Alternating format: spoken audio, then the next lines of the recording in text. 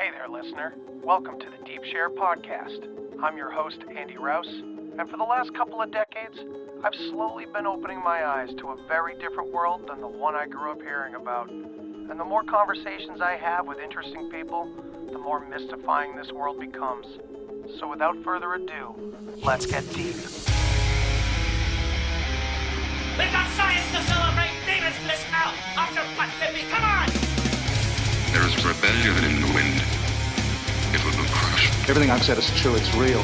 Dinosaur fossils? God put those here to test our faith. A damn lie. I saw them with my own eye. Did IQs just drop sharply while I was away? We did illusions, man! None of it is true! I'm not insane! This is mass madness, you maniacs! In God's name, you people are the real thing! We are the illusion!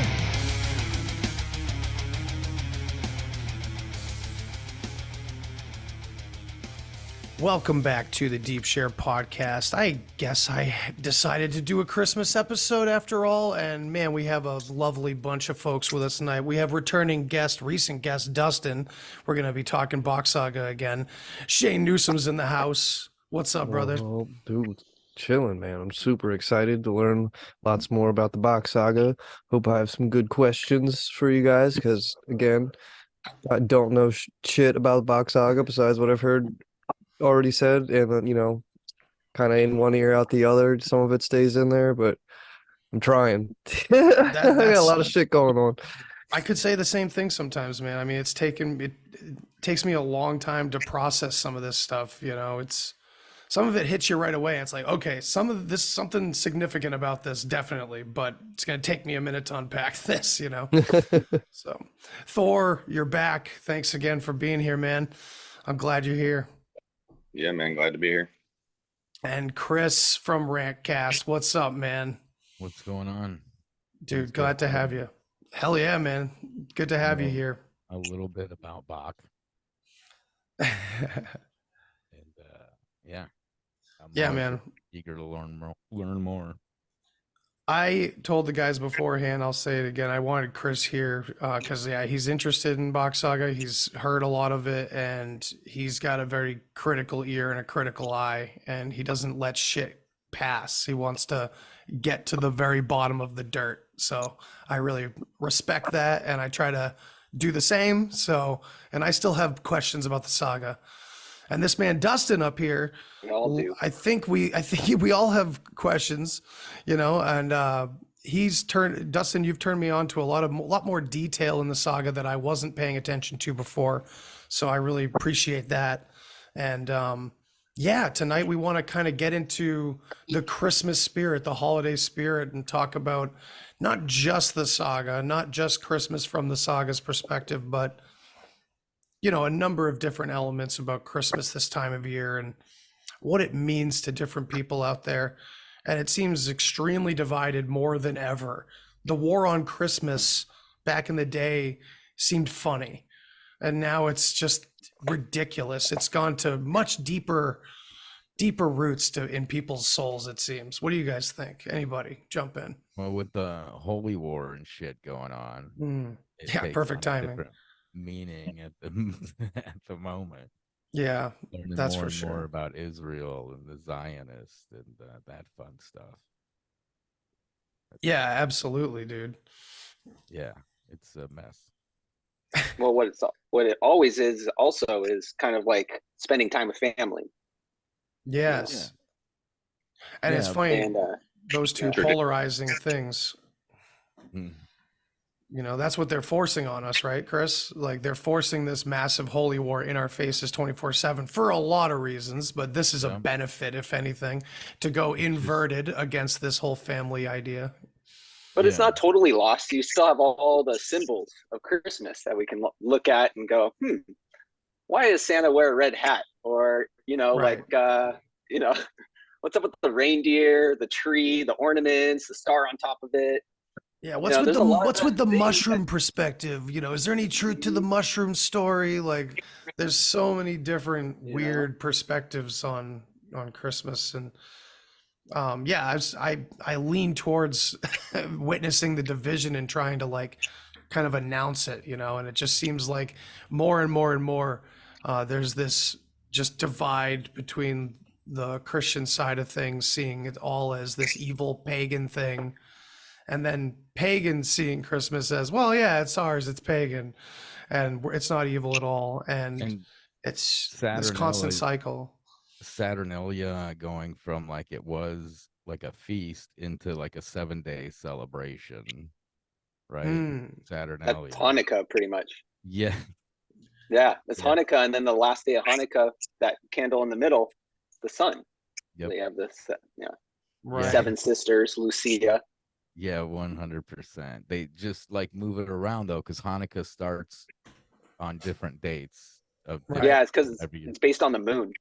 Yep. The lunar cycles. Yeah. Yeah, the inversion of the yeah. Yeah, they keep the symbols, they keep the traditions, but they just kind of change something so it's skewed, like the dates, as you said. Because I didn't even know, like, Saturnalia, I thought was just a day. I didn't even know until, like, I think yesterday when I got these old encyclopedias and I looked into them to see what they had on Saturn. And Yeah. it talks about Saturnalia, and it started out as a day of feast, and then it turned into a 7-day celebration. It starts on the 17th, right? And, like, it's like, oh, well, shit, that's fucking Hanukkah. They just kind of move shit around. Right. Add a day to it. That's so interesting. Well, it's in 1 year there's 13 lunar cycles, but there's one extra day. So 13 times, I'm sorry, 28 days is a lunar cycle times 13 is 364 days. So you have that extra little day for a month. Yeah, just to fuck with us. Yeah. I mean, all our calendar is really the most wrong, right? Because we have like December, from September 7 all the way, right? But it's really at the bottom of its cycle. The sun is in December. It starts rising again on December 25th on Christmas Day. This is it's in the stars, and that December 25th, I think, is the first day of Capricorn, which is the goat. Right. Which is Bock, which is the Capricorn, right? And in its ruling planet is Saturn. Right. Yeah, and Jesus being the lamb and the ram. I mean, and then that's how they tie in Jesus with. That's Aries, yeah. Yeah, bingo. Capricorn being a goat or a ram. I mean, it's. Yeah, the ram lamb. That's Aries, and that is the Jews lived in the age of Aries, so it was like before them was the Egyptians, age of Taurus. Pisces is the Christianity. Our year 0 is the first day of the age of Pisces, or year 1, I should say. There was no year 0, and then we're around the time of a new age, which is why the Mayan calendar kind of predicted an end of days in 2012, but it was an end of an age, Yeah. Right. This is where we get off the stars. I mean there's a lot of countries, right? Say that again, Thor. I was going to say there's a lot of countries that it's not 2023 right now. Like, I remember seeing a flyer for Ethiopian New Year a few years back, and it was 2012, and I was like, oh shit, we get to do 2012 again, let's go. Yeah, isn't Taiwan is also, I think Iran also has a totally, or at least some parts of Iran, it's like 2019 right now or something, or 2020. So what the fuck? Like, what happens when they get a different, and everybody, like, whoever wins gets to ride it, and yeah. Well, and the Jews say it's year 5,800 and something. Right. Really? Okay. So. Well, yeah, and are they even considering that CE or BC? They probably don't even consider those two distinctions. They're just saying, no, this is. I consider it the day black ink hit white paper. Bingo. I think that was right when the Torah was written. Was whatever that year the exact year crazy they say. How Bach, it goes back to the goat, right? Or that's right to the goat. Yes. The horned one. It always goes back to the horned one. Oh yeah. The Torah. Well, yeah. Torah is after the bowl, the Bible, the like all the bull horn bullshit stuff. Like, Taurus fields. yeah, Before the Bock Saga, I heard a story about how the certain horned animals like goats were able to go really high up steep mountains to escape like a flood situation. And so they were revered as holy because they survived the flood on the mountaintop.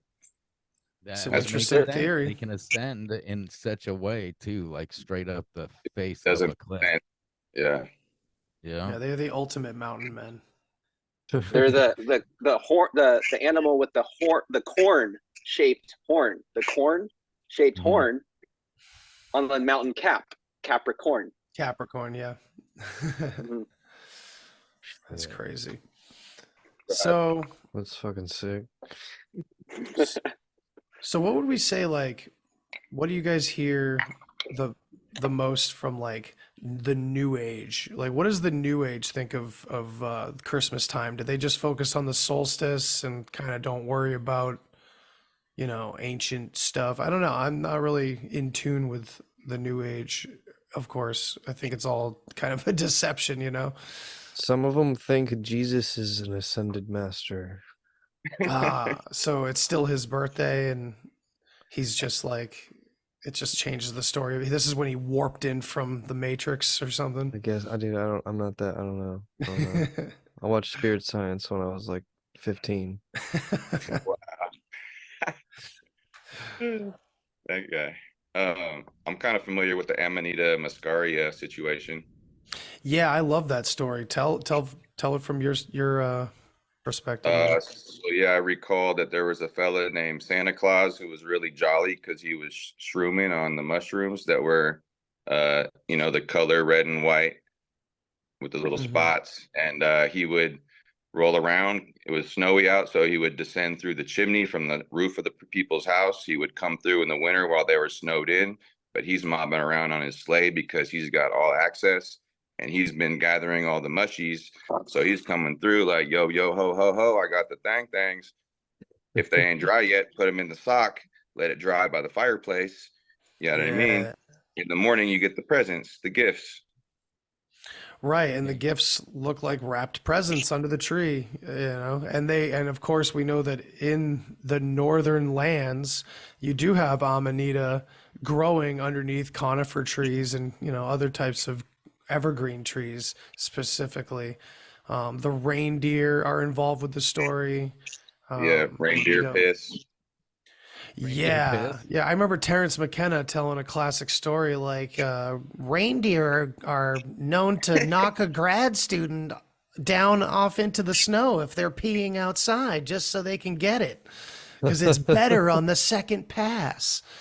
And they were talking about how the shamans would just piss right into their mouths. Wait, Or if you pissing know a the deer's badass. mouth or pissing to each other? Sorry, no, the shaman would. I don't know the exact. No, who you was drink who, the but- rpiss. piss. Yeah, they would drink. Yeah, they would Right, drink the reindeer piss. piss. Yeah, I think they're eating The yellow reindeer snow eat the mushrooms. they love it, and their How do bodies they process catch it in the a certain deer way. to- So you know how they say that the amanita, the red cap with the white dots, it's like, yeah, it's the traditional psychedelic mushroom, but yet it's like nearly poisonous and it doesn't do the same thing as like Stropharia cubensis or other psychedelic mushrooms. And it's because of this. I don't remember any of the details of the science, but the reindeer, their body does something to the compounds that make it more digestible or more perceptible for Is it the the easiest human way body. to consume it without Having possibly Potentially jerks. fucking dying. Yeah. Yeah, like you can have like physical, actual like jerks and all kinds of weird shit happen to you on amanita if you just eat it. It's like straight up food poisoning. Yeah, I heard like it's bad. But I've isn't that been- funny? Because it's always the traditional psychedelic mushroom, and everybody's like, "Oh, that's funny." Moving on. It's like this is probably why, it's tied into fucking Santa Claus or something. Yeah, I've been consuming Amanita for the last several months now in a tincture form. Not every day, but kind of on a microdose status. And these are fermented, and that's like a whole process of extraction. So when you ferment it and do this, double boil down technique, it removes all the toxins. It makes it more easy for the human. And so bypassing the reindeer snow cones. That's awesome. Synthetic Oh, reindeer snow cones. It's better now. Fuck yeah, dude. That's I don't awesome, wanna dude. drink reindeer piss. yeah. What like what have you ever microdosed like psilocybin mushrooms?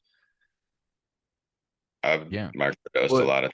what so like what can you is there any difference? So yeah, it's a instead of being like, okay, psilocybin, it has a psychedelic effect if you eat a lot of it, or Mm. more like emotional therapeutic, let's say, if you microdose it.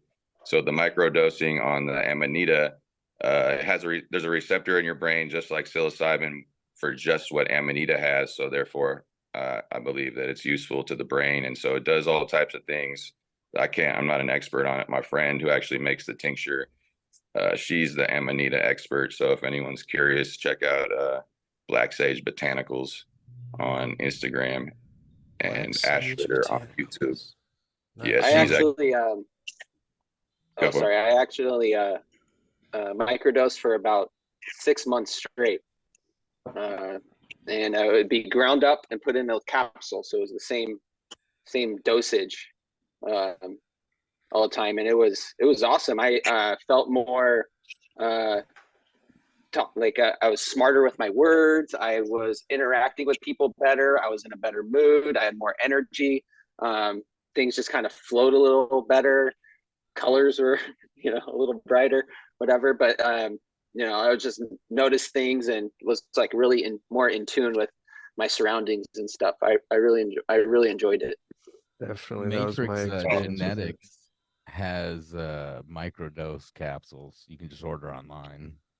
That's Fuck pretty yeah. sweet. Pretty sweet. They come with their capsules that have penis envy and Oh, then shit. B12 and lion's mane in them. Hell yeah. And So- for like That's a $50 good segue. Just that I- name drop is a good segue into the word or the name Saint Nicholas. Hell yeah. See what you got. Let's do it. Well, before that, by the way, it wasn't just Jesus born on December 25th. It was also Mithras, the Roman Persian god, Mhm. Sol Invictus, the Roman god, Nimrod from Assyria, Odys from Phrygian, Adonis from the Phoenicians, Osiris, the Egyptians, of Horus, coincidental the birthdays. Egyptians, Krishna is said to be have been born on December 25th, and Dionysus were all said to be born on December 25th. What a coincidence. Yeah, and I remember learning that in I think 2005 or 6 with the film Zeitgeist by a man named Peter Joseph, and it was all the rage back then. And he brought all that information out, and he was tying it more into like atheism and stuff like that, and I was like all into it. And I had no perspective on anything like I do now, and it's just like, this is so clearly exactly that moment in time that we talked about on the last episode with Narakasura and the writing of the Torah and everything. This is where the re-legioning occurred, is when everything suddenly had a common symbolic hidden meaning, I guess you could say. Well, these stories went from a clear understanding to something very confusing. Yeah, absolutely. So, a good way to think about it is when you hear God, you think of the sun, and when you hear Jesus, you still think of the sun, but as it moves throughout the year, and its astrological connection. For example, like Dionysus is a god of wine, right? This is not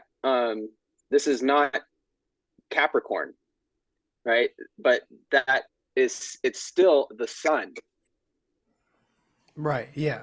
It's a phase the of the sun sun. in different. Yeah, it's sun in different signs of the zodiac, right? Like when the sun rises in Taurus is when you put the plow on the cow. When the sun rises in Virgo is when the virgins come out and reap the harvest, right? That's why it's always the god of harvest, the virgin, Virgo, stuff like that. It's a lot of this was a teaching of how to live with agriculture, this new thing called agriculture, this new thing called, having these domesticated animals being brought to you. Well, I don't know what this is. I've never seen this thing. What do I use it for? Right. Let me teach you, with the- logic of with the logic. Acer.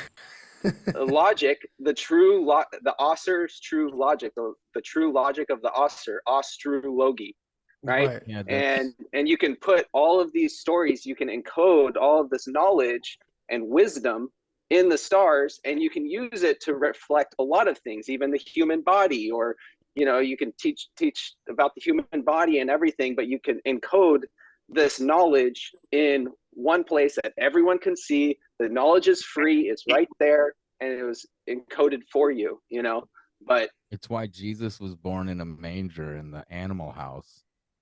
that's Jesus yeah. walks Mhm. across the sky through the Yes. houses, right? Yes. So he was born in a manger in the zodiac. That's Libra. That's Libra. Yeah. So Virgo, born of Virgin Mary in the 6th month.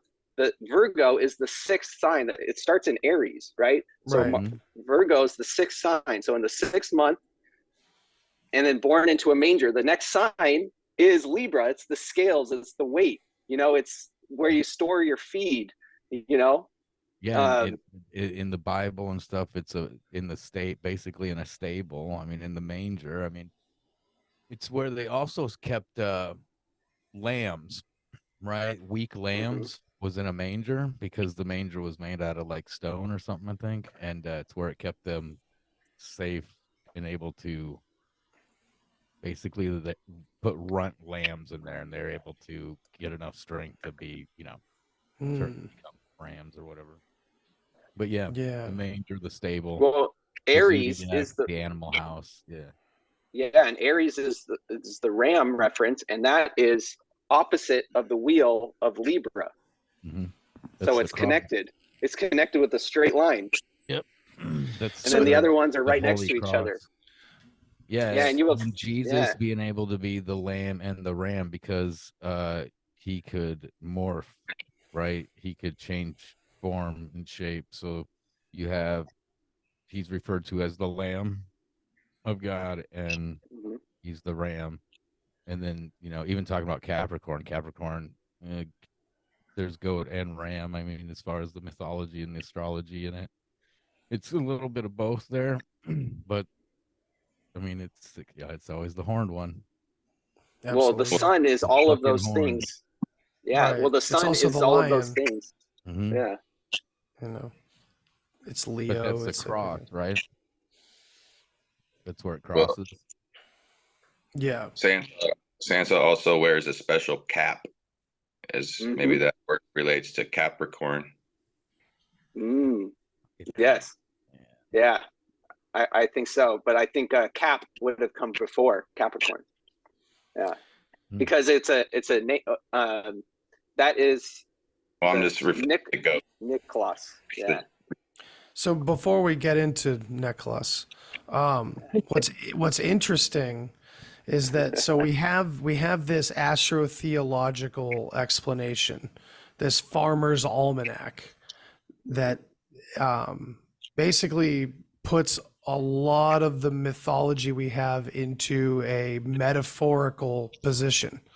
But meanwhile, we also can't discredit, and I don't know how they fit together, and maybe we can, talk about this a minute. I don't know how it fits together with this possibility that a lot of these stories are actually true in a way too, in a historical sense, not in the way it's presented to us, not even in the friggin' Da Vinci Code or anything, but there's this hidden layer of old lineages being discussed. Like the story of Jesus being like the importance actually being on the line that he was born into and stuff like that. Similar to the story that we talk about often, it's all about this one heir. So yeah, I don't. Blood. It's always Right. in the blood. Right. And so we have this, and like we talked about last time a little bit, we brushed on Lawrence Gardner and his works that I've covered on the Deep Share a number of times, and how it was like sanctioned by the Queen, like she put it on some royal list of books and stuff like that. And same with Nicholas de Vere's work on the Dragon Legacy. Like, so whatever is being discussed in those narratives about, hey, these aren't mythological supernatural gods, these are real humans being covered up, which is what I'm all about. It's still somehow totally okay for the power structure to not only accept it but promote it. So I don't know what to make of that. And we talked about how it's like a possible cover up. It's like layers and layers of cover up, especially if we know that the Bock Saga is at the root of this. Then we have the astrotheological. Then we have this, all the elves and the fairies and the Anunnaki were people. They were kings and queens that have all been erased by the evil Catholic Church. But yet the Queen of England says, oh, I like that narrative. Let's promote that book.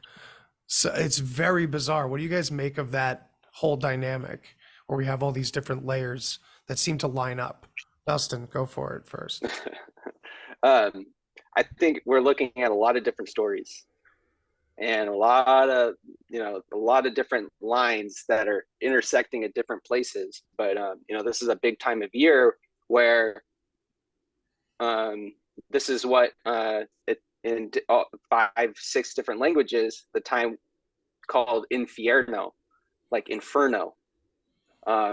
Whereas the word for hell is invierno, right? We're looking at winter time, deep winter time, where it is crucial that you have some kind of system of cultivating crops and things like that to survive through this time of year, right? And from this point, these 3 days right now, after starting today, which is what, December 21st, is the winter solstice right now, right? And for 3 days, the sun is at its lowest point in the sky, and it's dead cold. But and so having this knowledge given to you, now now we're talking about astrotheology, all that, this and that. Whereas all of it just seems to be following the sun, right? But then you have parts of Christmas that, if you zoom in really micro, you got a Christmas tree, right? There's a whole story behind the Christmas tree, the ornaments, the purpose of the ornaments. The mushrooms cover like the presents underneath the tree, but all of these things came from a bigger story, right? And as far as the whole macro narrative, worldwide narrative of everything, yeah, who fucking knows right now? But that's what we're all trying to sort out, right? But but up until all the distortion, there are clear stories that are practiced around the world, right? Including the specific type of animal, like a deer that lost its horns, are the bulls that pull the sleigh. And then did you know that 250,000 letters are sent from Japan to Finland every year? No. And it's about half of the letters to Santa come from Japan. So over 100 different countries all send letters up to this area in Finland, and every country has its own Christmas Santa story. Like, Santa's different to every single country. It's insane, right? But yeah, we do have these core things, the red hat, the tree, the ornaments, the star on top, and these are really big, like, kind of pretty beautiful Bock Saga stories. Yeah. So well said. Go ahead, Thor. Yeah. I'm gonna say that they're trying to make contact with Santa's workshop because they're trying to get gifts this year. You know what I'm saying? So the North Pole is where Santa is known to be, and that's pretty interesting. They just happen to be sending these letters to Finland. Yeah, that's really interesting. And, Yeah, and doesn't Japan hold a pretty important place in the Bock Saga as well? Well, they are known. Well, Japan's interesting because to this day they have a big industry in the Baltic Sea. I forget what specific industry. It might be just fishing, but they basically own all of this specific industry off the coast of Finland to this day. But also another thing is they purchase reindeer horns for what's it called? Sexual vitality. Yes, sexual vitality. Interesting. So they buy ground up reindeer horn. So yeah. One thing Yes, is Santa it Claus also- Village is in Finland, so the Xmas North Pole's there, apparently.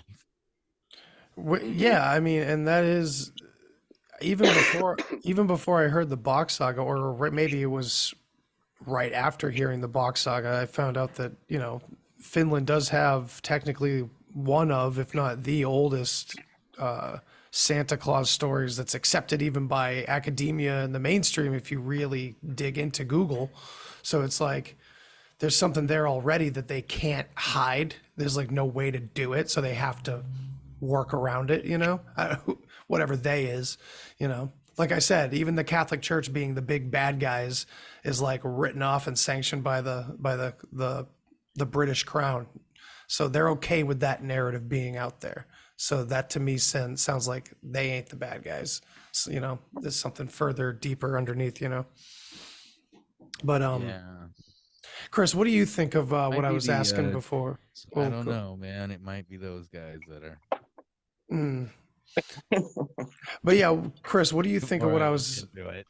what I was asking before about all these different layers where you have the astrotheological explanation, you have the possible historic hidden human history, and then you have God knows what else. What do you think of all these different narratives out there at the same time? As far as just Santa Claus or just Sure, you know, I mean Santa Claus, and then that leads us kind of into the rest of mythology. I mean, we really are at that time, that critical moment of the year that, you know, it's like the heart of everyone's religion and spirituality is this time of year. fucking thousands of years of telephone. Yeah, that I think Right? I mean, I would like, agree with that. Yeah. even when we were able to ink on paper, you know, like I was talking today on the show about we live in an age where should be the most recorded time in history in 4K, but it's Right. completely destroyed by AI and deep fake shit. So you know, and plus it's digital.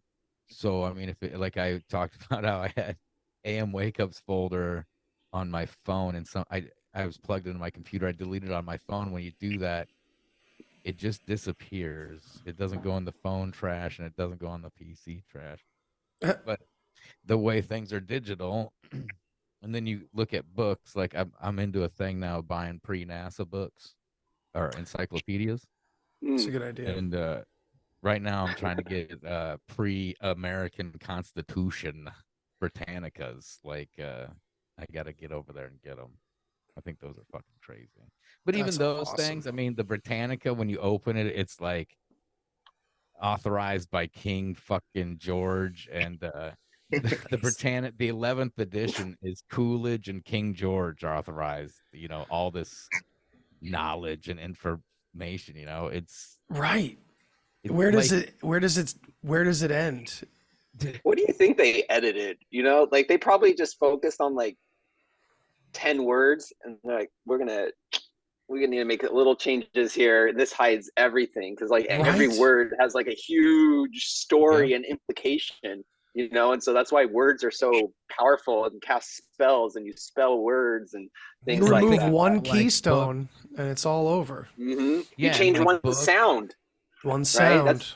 Yeah, That's you what change we one talk sound, about. the whole meaning changes. And that's what we Yes. talk about in Saga, about when the ink hit, when the black ink hit white paper, because immediately that brings in all sorts of pronunciations. You start getting mistakes and errors, and even when it comes into print type, like that first edition Britannica set, and then I found another 1768 like full set, and like Oh. just thinking, because that's over 200. It's older basically than America, right? It's older Yeah. than the Constitution.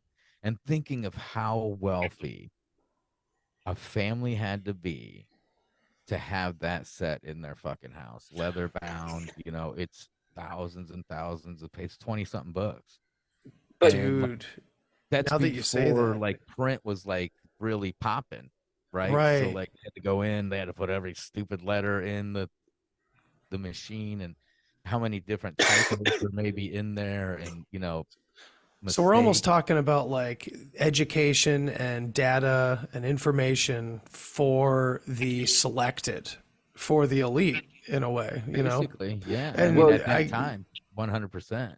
right. they can't change too much with that, except they can change grammar the most. But they can't really Mm, change words with that because people can't read.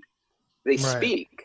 And so that's why we have these spoken languages that now we write down, like English being the one that stands out the most. Like, you've seen those videos of people saying like comb, bomb, and Yeah, Gallagher whatever. back in the fucking late 70s was doing Like the why English isn't comb? language. Yeah, why isn't combs pronounced calm? Yeah. Or whatever. I Or had a bomb boss, is his last name was Comes, and it's Comes, but he was like, no, it's Combs. It's Right. like, what? There's no Kumaze. It's Kumaze. it's Dumas. It's Dumas. Classic, man. Yeah. Yeah, there's Puns. just gradual changes. It's telephone. But it's like guided telephone. It's like a bunch of people are playing telephone, but there's an X factor kind of playing dictator in the Well, when they situation. got to the Game point master. of written and records keeping, then at that point it was controlled Right. for the most part, as far as like the main information that gets out.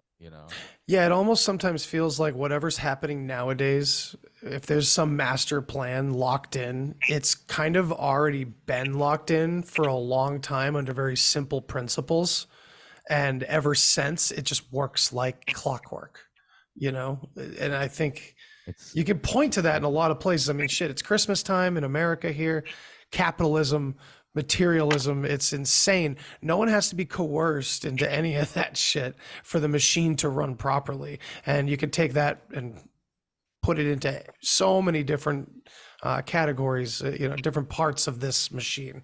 It all works because it works. So I think I don't know where I'm going with that, but let's talk about the tree. Yeah, let's talk about the Christmas tree. I think that's a really good place to do it. Yeah. Now, first, let's go ahead. Yeah, well, you're going to tell the Bock Saga side of it. I want to see if we can talk a little bit about what's accepted. So we live in a world right now. Let's set the stage right now, because we live in a world where, sure, we still have very traditional values here and there, and we still uphold like, we don't remember what any of these things mean, though, and most of the Western world is just kind of brainwashed into thinking whatever it's told about Christmas. But when it comes to the alternative communities, the conspiracy communities, I would say the biggest alternative idea is that this is all pagan, and the Christmas tree goes back to a certain point. Clearly, none of these teachers or people out there are talking about Bock Saga, but they put it at a certain origin point. And it usually is like Finland, somewhere in Europe. And I'm sure there's a lot of different perspectives, but I think it's just kind of important to like put it out there that there's probably a lot of connections to even that line of thinking to what can be explained through the Bock Saga's interpretation of the words and the traditions, even though it's much different. Okay, I said that piece. Yeah, well, so the Bock Saga is it's like a children's story. Kinda. It's simple. My wife would disagree. Fair enough. When you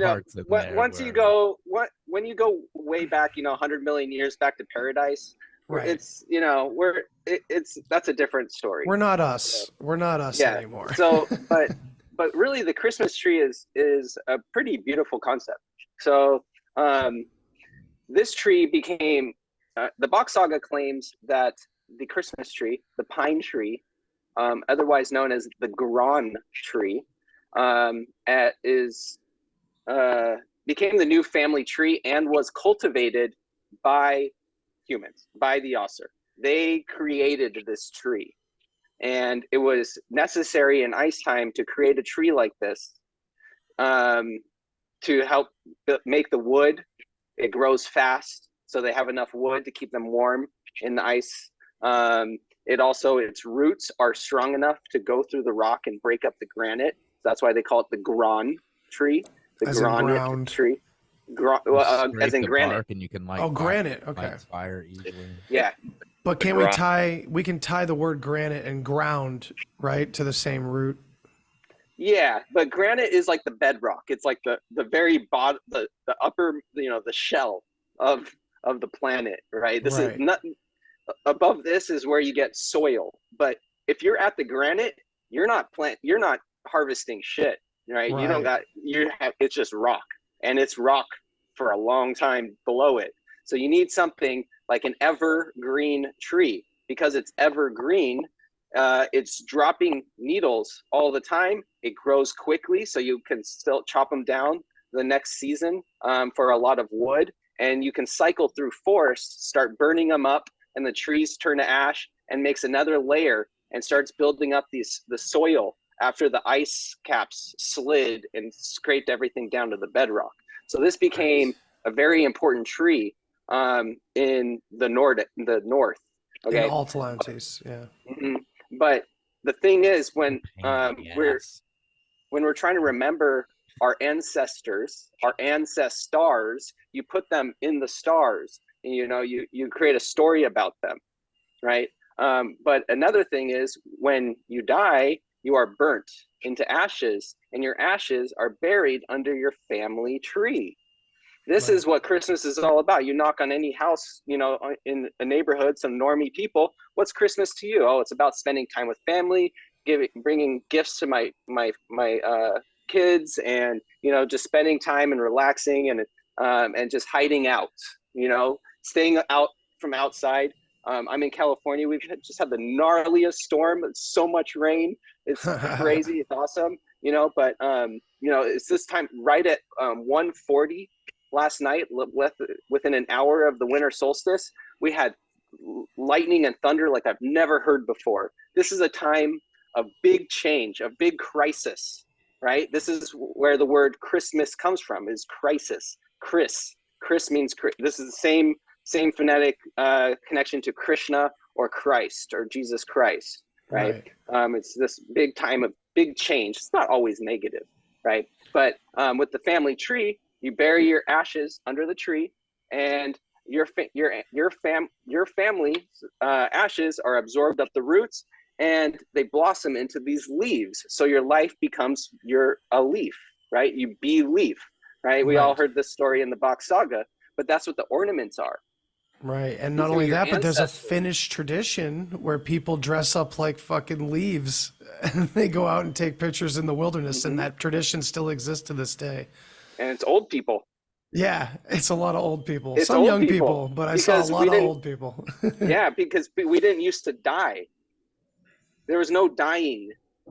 Right. It was just belief. We didn't have hospitals full of dying people. We didn't have obese people walking around just wait, who knows how long till, right? What's that, Chris? Lived and then you didn't, basically. Well, they had they said in the Bock Saga, it's one of the first gifts. The woman goes at a stupa. At a stupa, but leading up to it, one of the first human tools was the cane. So we're the only creature on the planet. If you're like an elk or any wild animal, and one of your legs is busted, bro, you're getting eaten.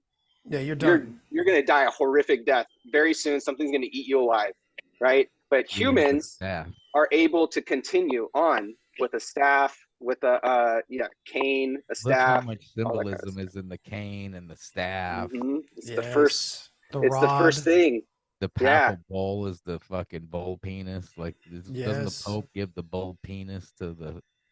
Yeah, God, it's crazy how it's all connected, but shattered and fractured all over the place, and like it's Right. right. Yeah, it's bewildering because, you know, you and I have been into conspiracy and alternative thinking for a long time, right? Chris, like how long have you been into conspiracy thinking and like kind of questioning authorities? 2005.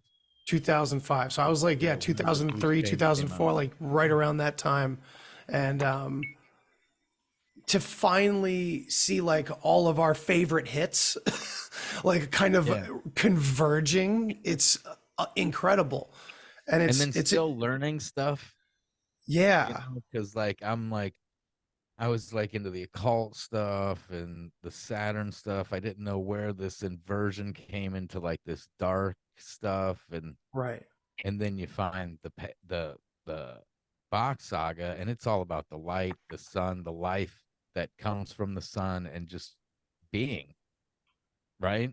Right. And then there's this inversion into this darkness stuff, and then then you get into to what's going on today, and then you start looking at that. Yeah, for me, what it was really profound was that every turn, it was like, oh my God, that's so huge. But yeah, oh, this is going to be really hard to talk about because people are already convinced on a perspective on so many of these little items. Like you talk about sun worship in the saga, how many thousands of tinfoil hat wearing people are going to go, oh, I'm out. Yeah. Or as soon as you talk about, the ball and the lance, and it's a spherical earth, it's ball earth, I'm out. Like there's so many foxholes, I guess, or camps, you know, and it's so intentional and manufactured, not by the people even promoting it half the time. It's just the little fucking voice in their ear at one point on some channel. You know, it's so infiltrated. There's just so the much alternative side, you know, it's weird too, because you think of like all the paganism that you see bleeding into society for the past, you know, ever since the Theosophical Society and Crowley and all those people in the Western world. The West has slowly but surely had more and more influence like that, like not in the satanic panic kind of way, but it is the same material that the crazy Christians are talking about. It's just, you know, there's more layers to it. But it's weird to think like if it's the heathenism was the actual original underdogs and everything else has been like taken over, whose symbolism is slowly seeping into society. It's the heathen world, it's the pagan world, but it's being done in a very perverted way, you know. And that's here, right? That's at least over here. I mean, shit, think of all the people that grew up in Scandinavia that use symbols that are just automatically considered associated with the devil, even by just normies that don't pay attention to religion. If they see people in Scandinavia, they're like, oh, they're all worshiping the devil or something. It's like, no, this is a family parade. You know, the symbols are totally different and it's still the same fucking year. And shit, Sweden is literally called Little America. It's crazy. Like, Yule Day, that's Christmas in the North. They call it Yule Day. What's Yule? It means wheel. A car has 4 Yules. Yule, wheel, right? And then what's devil? The veal. The devil, the wheel, yeah. Yeah. Yeah. Also, and the wheel completes itself because the sun reaches its lowest point and then it starts again around the wheel. Right. This is the story of Jesus, of Horus, of Dionysus, all the people. It's crazy because it's just the talking Mayans about not even the have the sun. wheel. The Mayans didn't they do all their shit without the wheel? But then their whole calendar is a cyclic wheel. Yeah, basically. that's it. You said the right word, cyclic, right? Things are rings, right? What we have going on with religions is lines.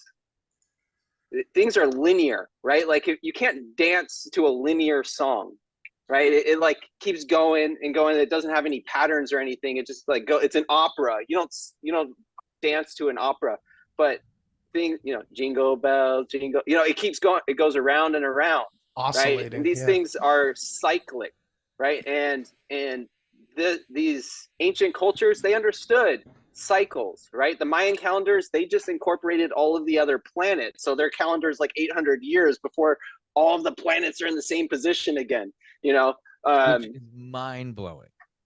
Right. I mean, it's all But they had to look is at it? basically. And I mean, as Yeah. far as we know, it's the most fascinating thing they had to study, you know, if they didn't have fucking TVs or Well, something. not only that, but it like, was also a million times more fascinating than what it looks like to any of us today. oh yeah. You know, I mean, I went down where I proposed to my wife was this place in Pennsylvania, and it's the ultimate stargazing place on the whole East Coast of America. It's called Cherry Springs. For anybody out there, it's amazing.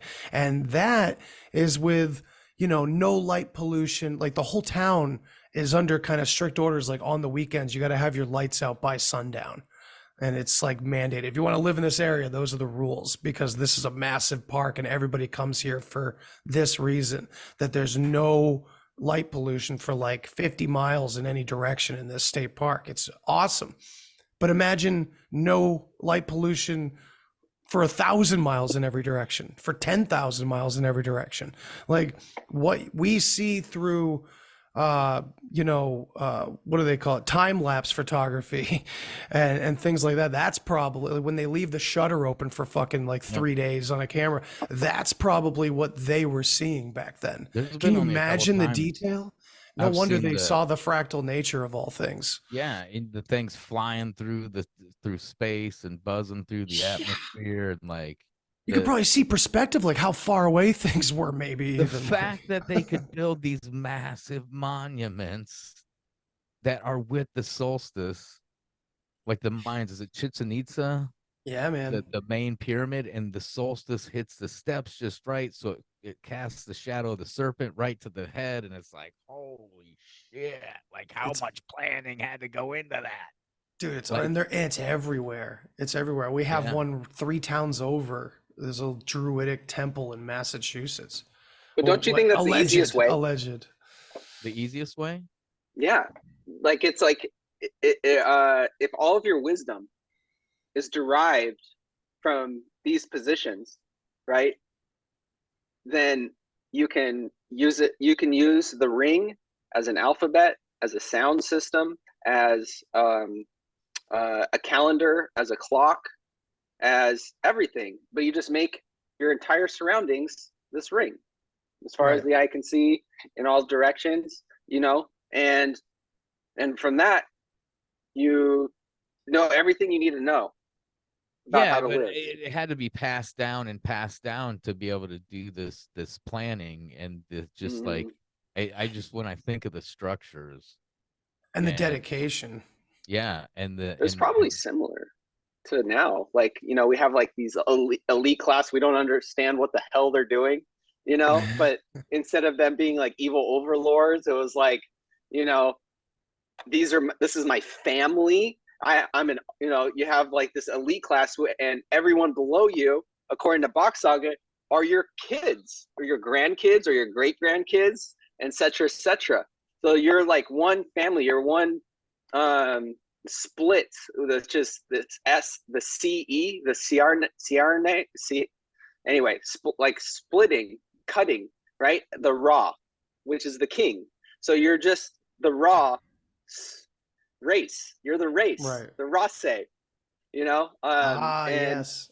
You know, you're the one.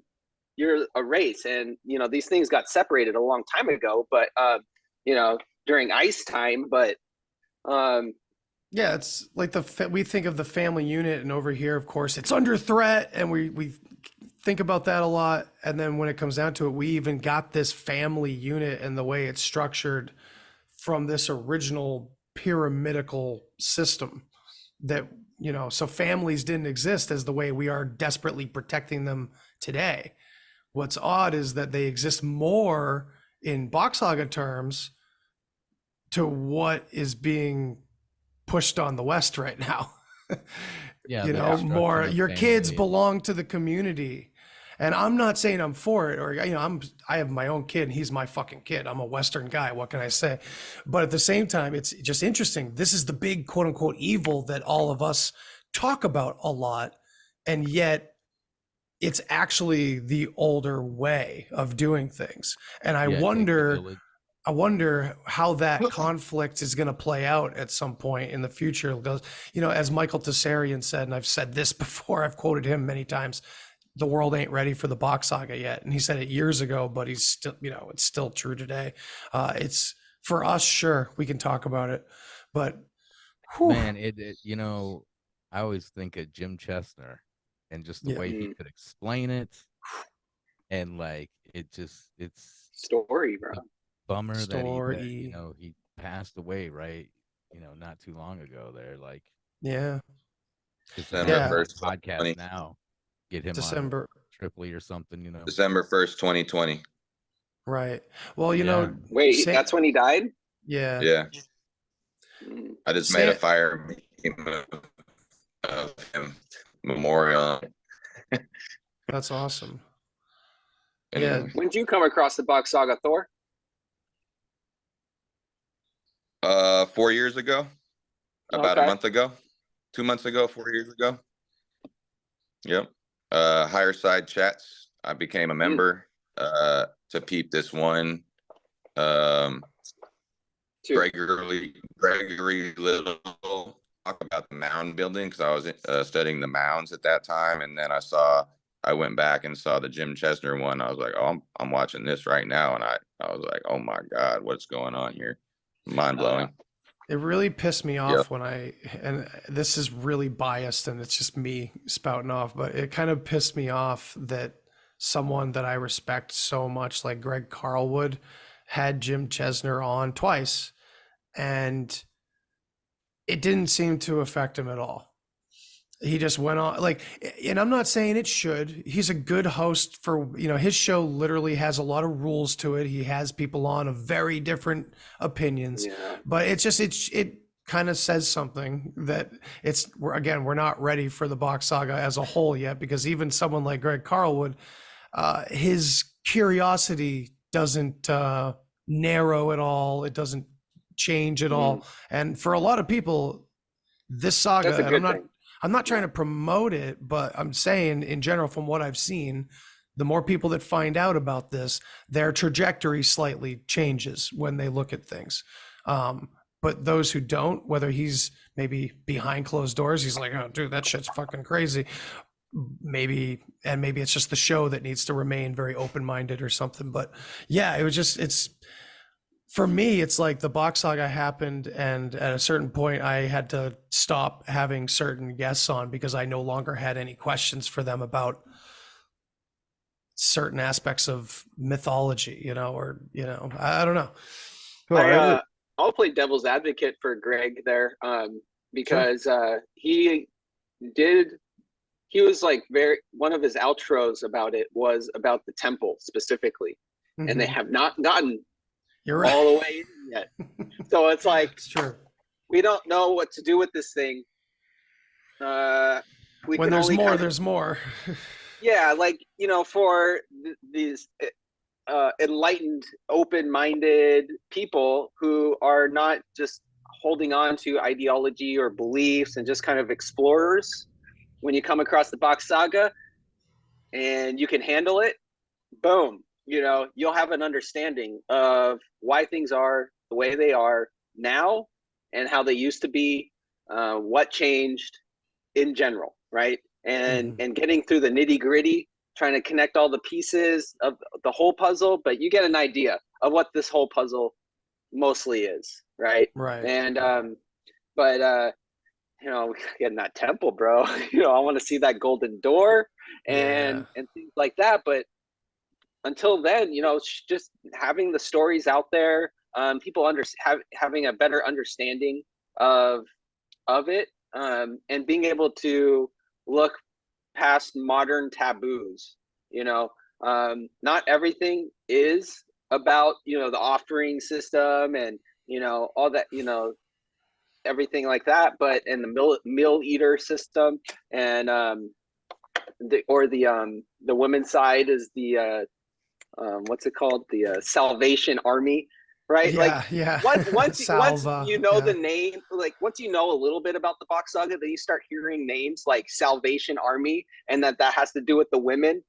Okay, we Yeah. already know where we're going with this, right? You Salve, have an yeah, salve. understanding of where our words come from, and how they're actually pieced together more specifically, and like propaganda, right? Someone mentioned this recently. Pro-pagan something. What's the da? Duh. Well, whatever. It's you're saying I say it's like you have to understand who's saying this is a bad thing, right? Right, Who's exactly. assigning good versus evil to something, right? When good versus evil doesn't actually exist, right? We talk about Saturn worship, satire, the satyr, right? The goat boy, Right. the Satyr. that goat child, right? That satire and dark humor, that kind of thing, right? To these things. Guess what? It's the darkest day of the year, and we're about to enter a sign ruled by Saturn. It's not like you just keep going back to what these words actually are saying, and then you can build a better understanding of what where the confusion lies and what's BS and what's not BS. Saturn. So I have a pretty big question for just like Bock Saga in general, but I guess kind of related back to Christmas, but everybody celebrates Christmas who's a Christian because ultimately they're scared of what death brings, and being a Christian, you get to go to heaven. Bingo. And and every other religion has their version of heaven, whether it be reincarnation or an actual heavenly plane. And so like what is Bock Saga's version of that? Is there a version of that? Like, or like how what's going on there? Their Well, it comes version from of Eden. you go. So their version of, you want to know what their version of death or the afterlife technically would be? Yeah. So as far as I know, and maybe Dustin or Thor, you can kind of fill in afterwards. And like also, if it isn't, who the hell made it up? Right.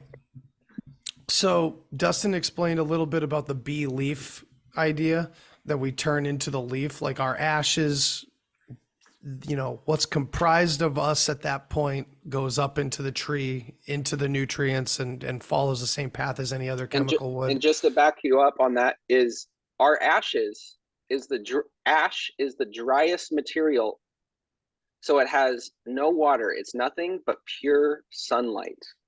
So that is the soul, the solar, the solo, the sun, the soul. Well, Spanish is actually word all for the minerals that didn't burn that are still left over. I couldn't say There's 12. chemical analysis on it. There's 12 of them. Mm-hmm. 12 what? Sorry, Yeah, I missed saved all my ash and throw that. Minerals. 12 minerals that okay. make up all life. You burn anything to ash. Ash is carbon material, right? It's a product of life. Right. You can't get you can melt a rock into a metal. That's not ash. Right. Yeah. Yeah. So Shane, continuing this, keep going. So anyway, you are, and Jim, I believe, actually had a great video on this about how the different phases of becoming the trunk of the tree, and then the branches of the tree, and finally the leaf of the tree. But then the story goes that the leaf eventually falls, and the leaf falls to the ground. And I believe it's in that process. And again, Dustin, Thor, fill in where I'm missing here. But seeds. We eventually become the seeds again. But there's another aspect of it, of the spirit or soul or part of us, part of the That's sun. the air. The air that goes up to the top of the planet and goes back into the centrifugal. Yeah, Dustin, why don't you? No. I'll just like throw in the key words. Yeah. You're doing great. Yeah. But basically, I so this time, add. Please do, Thor. Yeah, so when the leaf or the fruit from the tree falls, it's getting absorbed, it's fermenting, it's rotting, it's turning back, and it's actually feeding itself, just like the aurora boreas, the snake eating its tail, the cycle of the tree and everything falling, it's feeding itself. And in the Bible, I think there's a quote about the first fruit you should always give back to the tree. So rather than just, oh, pick, you know, you just boom, give it back. That's like, also I mentioned before, there's a type of farming where you actually ferment everything yourself, and you're actually speeding up the natural process, and you know, stuff like that. It is crazy how trees So that are covers the cannibals. soul. Hang on. Yeah. Go ahead, Chris. I always think I always thought about tree. It's crazy how they're cannibals. Right. That's They basically eat themselves, and that's a complete cycle, right? It's never ending. That's where the knowledge comes from. Carnival. Yeah. No, Carnival, yeah. So yeah, basically the air part, which Dustin can get into, we go back to the top of the planet. We go back into the hole at the top of the planet, this centrifugal force that exists in this toroidal version of Earth, I guess you could say. It's a ball, but it's toroidal too, which is interesting because, you know, all of our alternative conspiracy ideas, you know that they have to converge. There's some little element of truth in all of them. So that's an interesting part of it. And it relates to the swastika, which is interesting. You know, you watch a Leo Nygren video. Yeah, go ahead, Dustin. Sorry, I was just going to say, so you're describing the difference between the soul and the spirit. So this is the difference between the soul is goes into the tree, it leaves the leaves. It leaves your life, leaves, the leaves, right? And it comes back as sperma. Okay, what? It comes back as sperm. So every sperm, every little sperm in a man's balls is one individual soul. It has its own personality. This is it's its own has its own. What we're living right now is the afterlife, because that day 9 months before you were born, you were in a race, and the greatest race of your life, and you won that race. And you can take each individual sperm, put it in one shot, impregnate 1 million women with 1 million different souls, because the women, they have the energy in her G. Yeah. Right. In her G. Oh yeah. Yes. Energy. So she has the egg, right? But the men have the seed of the oak tree, the oak tree. So this is why the souls come from the tree, right? But the spirit leaves your body on your last breath. This is a different thing, and that's what Andy is describing. Okay, cool. Yeah, and I always got that kind of mixed in together and screwed up. So I appreciate that. It's crazy. And the All Father. Sorry, the All Father breathes in and breeds out. Breathes in, breeds. D-E-E-D. That's where like the word animal comes from, because ana is animate, and the breath of El, the breath of God, animals, you know, it's which I don't animal like animate, Annie. Yeah, and you have L. You kind of have L at the end there. And male is for melanin, like carbon. So what's interesting, and Shane, you were kind of tying it into Christmas, how like, again, like I was saying in the beginning, this is the time of year where it's so important. It's about family and everything. And I would say there's a subcontext, or what's the word? There's a feeling there that it's not you're close to death, but you're thinking about it, at least a lot over here in the West with, you know, our Christian brainwashing. Even those of us who are secular, we're still Christian, you know, in a certain way. And it's like, it's about Jesus to everybody over here, or it's like, it's all about Christmas, sure, but it's all tied into this whole thing about death. And oh yeah, we're going to celebrate the reason why everything's going to be okay, because we're going to live on in this beautiful cloudy place after death. Like, that's why we're celebrating and we're together and okay.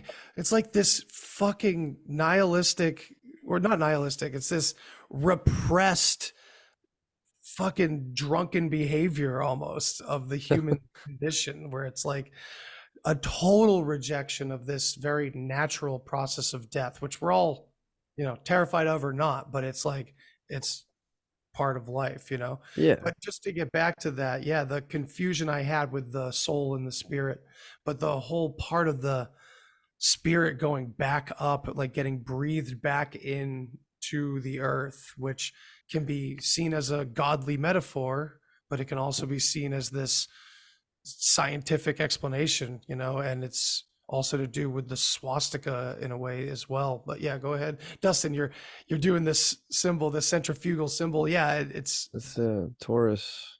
Yeah, the Taurus toroidal field. Mhm. Taurus And field, what's man. Tor? What's Tor? Your It means friend, heart. your heart. Yeah.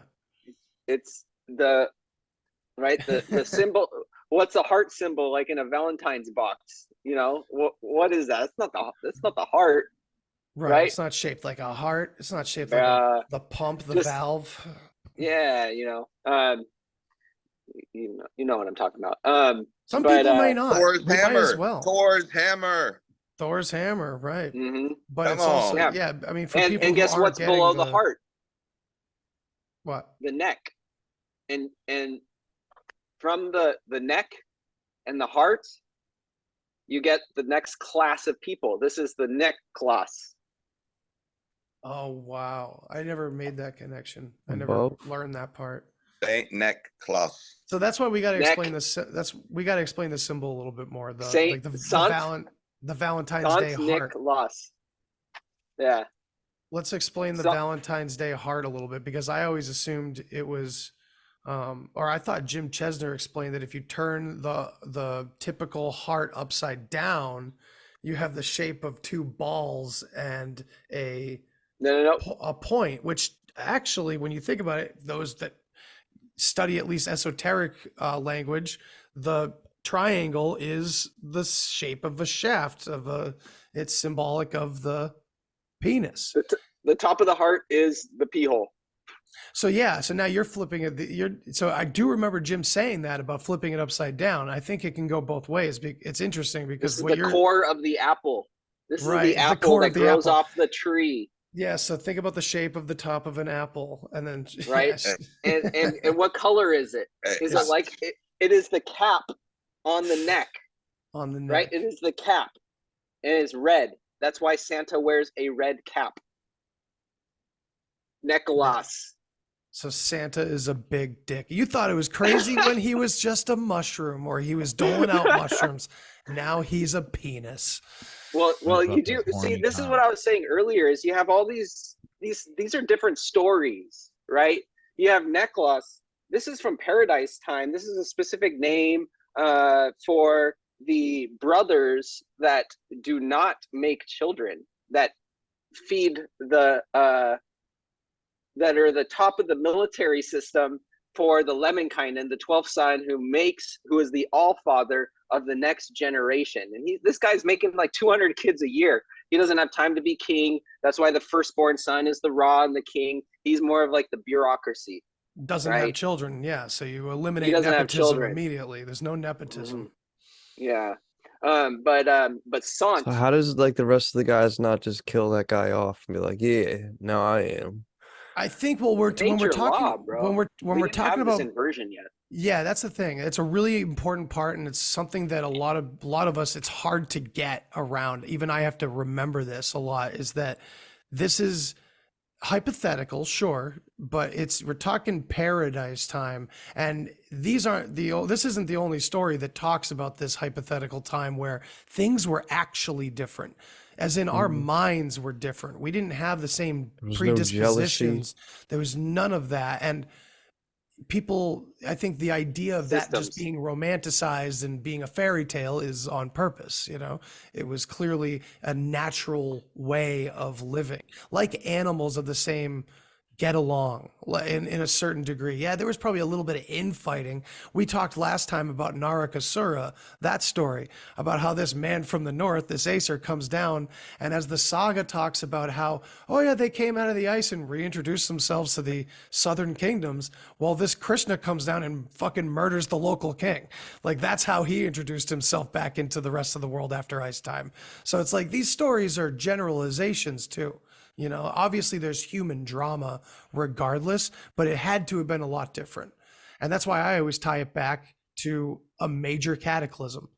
And so does the saga. That fucks with one psyche of generation of parents, and it's over. It's a fucking game of dominoes at that point. And there all these stories were also encoded in what the Nordic regions, they have what they call name days. So in English, it would be like your birthday, right? But your parents just give you whatever name they feel like now. Right, but, right.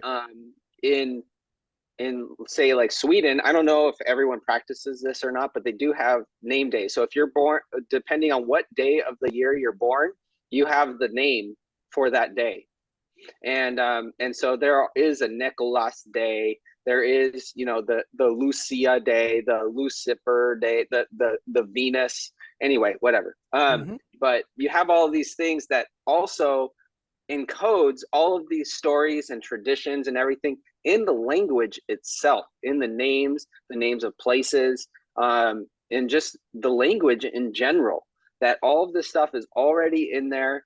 English is the best example of encoding wisdom into a language, you know, and currently we speak this weird grammar version of English, I guess, that's something I don't understand. But you know, if we're talking about Christmas, you know, they have specific names for each day of the year, and it provides insight on how we're supposed to live according to these names.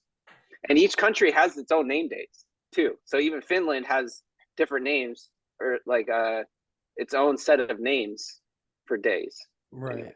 That's so cool, man. I didn't know that. I mean, I've always heard about name day, and I know Game of Thrones decided to use that as their birthdays in their show. And I knew that it was real at some point, but it's crazy to understand the scope of it. That's pretty fascinating. Yeah. A lot of things Game of Thrones seems to emulate from these old stories. It's pretty Can we do crazy. Santa? Yeah, let's talk about Santa Claus. I think Thor wanted to say something. Before we go forward, though, do we have any? Thor, I think Thor wanted to say something. Yeah, Thor, you got something, man? I mean, I was kind of leading into some sort of Santa situation. Perfect. But yeah, about the Kick it off. crisis being linked Hold up. Start to over. to Hold on, Christ. you're cutting out. Yeah, Hold on, you're cutting out, Thor. Start over, man. You're 3, cutting out. Can you hear me now? 2, I think you're good 1, now. Go. Can you hear me now? Yes, Yeah, sir. go. Can you hear me now? All right. So the crisis and you know, Chris Kringle has to do with the third Ragnarok, where the church was coming up to Udenma, trying to wipe out and all that lineage, cutting down all the oak trees, etc. So this is when the Allfather had to flee north to escape, and this is the crisis is the change of the procreation system and the location of the Asur within that system. So they had to leave Udenma and travel north. Dustin. Oh, you just said Chris Kringle. I never thought about it. I just translated it, and it translates to pretzel. Okay, go on. That's a good knot. Yeah, dude, I was just gonna say, what do we say when people are doing yoga moves? Oh, do you want to just go tie yourself up in a pretzel for an hour with a bunch of people? I mean, as long as it comes with cheese dipping sauce, you feel me? Fuck with it. Let's go. For more of that kind of stuff, definitely join our Telegram on Bock Saga English, because man, we like Dustin, you said last time, we did like 2 straight days of the word beard and all the connections. It's deep, bro. I mean, Thor's got beard, bear. Those are It's important like ones. Bock is beer, right? I mean, the definition of Bock, the base what today is. Can y'all see that? Lager.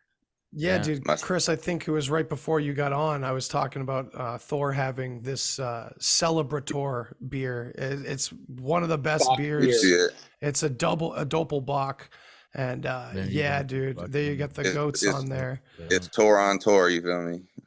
Yeah, man, You know, and you and were talking about the beginning Iyengar. and then like the Iyengar. word stuff, and I mhm, always the whole Frey and Freya story, the beginning story, and yeah, how hmm it was a goat and a monkey, and then you look at like when there's procreation and it's a zygote, and then throughout life we refer to kids, which kids are goats, baby and then you goats. can grow up to be either the greatest of all time or you could be the black sheep of the family, and like Yeah, we have it's fucking like what the fuck. Whoa, that's a good one. Black and sheep. You and know, you know Yeah, what? I Yeah, mean, that phrase, like I've never thought about that one. That one's a good one to think yeah, those about little because, things, man. you When know, you you tell got the people that one, they're like, what?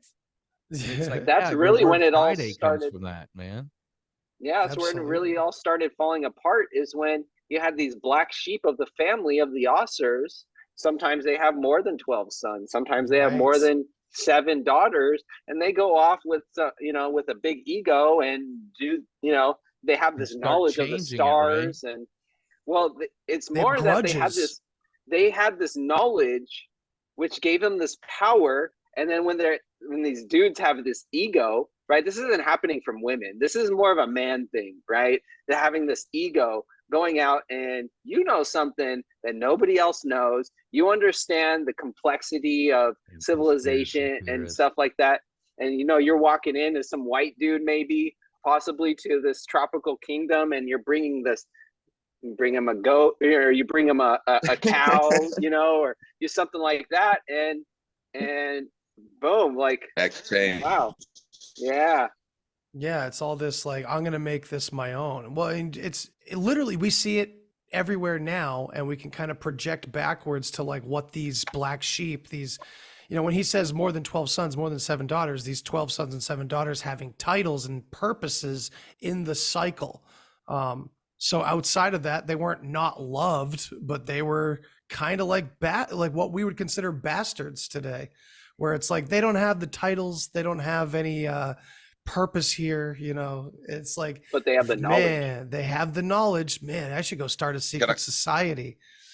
That happens Like all a the time brotherhood, still, like a right? Jesus for the brotherhood ring. of the serpent. Yeah, and then they kind of uh you know shift and change the story just a little bit because now they're a god or whatever, and As long as it goes yeah, back to me now or yeah. some beneficial And then mythology. we're the telephone game of fucked up stories, and it gets all fucked up throughout history. Because I mean, you So play how do the you know telephone the game in sucking on your school. own dick thing isn't what you just said? You just Would made it up, dude. Just like, no, you Dustin guys gotta see? suck your own dicks.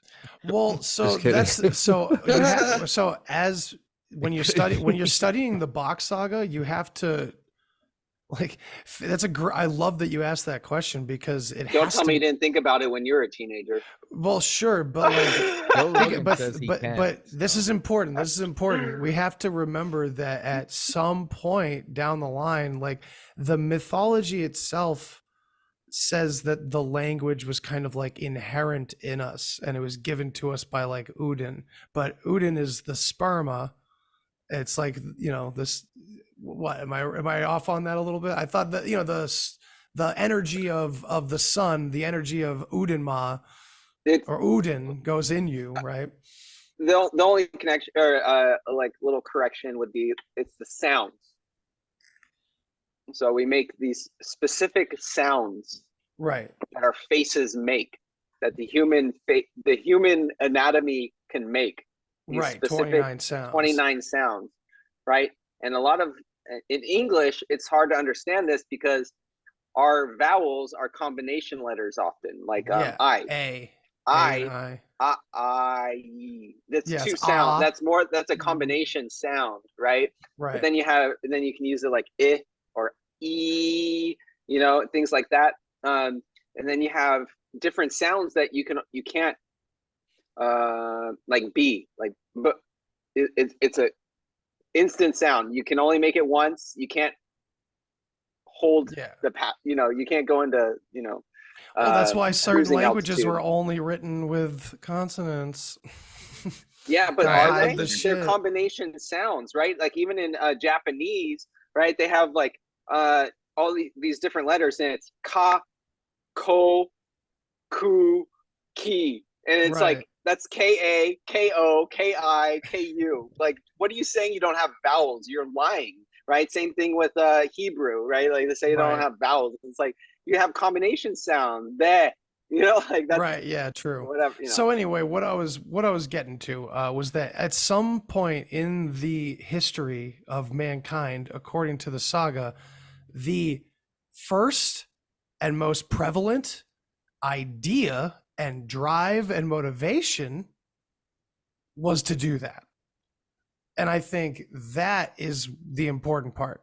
This is part of understanding this natural law, this natural way. And whether it's like, how do I say this? You can search a million times over all over the internet, and you could probably find a bunch of different benefits for doing that. We've talked about the practices in the East with Karma Sutra and things like that, the withholding of ejaculation. Like, this obviously has roots in something for some reason. And whatever that reason is, it goes back to humans trying something out because they were compelled to do it, whether we like it or not. Whether the saga says, well, no, Udin, the language, it all says that we're supposed to do it, maybe, but like at some point or another, you got to kind of accept, like, well, we also have human consciousness, we also have our own perceptions. We as a group decided that this was the way to do something if the saga was true. That's my explanation for it. I know that the saga is a little more strict about it. I may get in trouble for it. You know what I mean? Like, the saga kind of says that, no, this is the way, this is why it was the way, and this is what we're supposed to do. And it's like, well, that's a little rigid, and you're never getting modern society to go back there. So we're supposed to grow like the tree. We're not supposed there's something there, but we got to kind of suss it out. There's a natural inclination, I think. We named everything after our body first. I like that the saga talks about that. We perceived everything within ourselves, then without ourselves, like ourselves, and then slowly but surely the world around us. It's like you're witnessing the process of consciousness starting to think about everything. And the first thing you explore is the self. And if that whole process becomes holy because of perception and human consciousness and our emotions, then so be it. That's my explanation. What do you guys think? Words. So like, just to, I guess, answer my own question a little bit, I guess it could be for any question what you were getting at with, the pronunciation. If somebody had pronounced it the right way, then it can't not be true, right? Right. It checks itself. It's like a math equation. Sort of. Right. Like some of the sounds have changed, but like in Bock Saga, there's each sound has a specific meaning, right? And like soul, right? You take the word soul, and in Bock, in like the root pronunciation be soul, right? And that's just S-O-L, right? And you imagine the alphabet as a ring, right? You have the A starting at like 1230, right? And then you have A, B, C, D, all the way to V, W. And you start connecting these letters, right? And but S is Sulin, which is the sunlight, and U is Udin, the sun, and you have L, which is the logic. So you have the logic of the sunlight, and so there's you can break the words down to the specific sounds, which makes it very interesting. But it works really well in English for the most part. And even with all the other names, like you can take Venus, VEN, and if you were to look at the precise locations of the V, the E, and the N in this ring, it makes an equilateral triangle and points at a certain astrological body in the solar system that is ruled by Venus. And then you can also build all these other words, just like we were saying how beard, bear, you know, like bare skinned, and then the animal, the bear. These are all connected in the same shape if you were to connect all of these letters in this ring. So you've been doing a lot of interesting work with that. This is it's I'm winning way over my head, but well, do you guys see the image? Do you guys see the alphabet that I have up? Yeah. Yes. Okay. Yeah. So are you able to just bring up one of my copies? Yeah, I can do that. Yeah. Let me find it. I can send you like a clean copy if you want. Yeah, sure. That'd be great. I'll just send it to you. And we could just, I don't know. Can you guys see my cursor when I share the screen? Like we can do the we can do the triangles. Yeah. Because you're right. It's like an equilateral triangle right between those.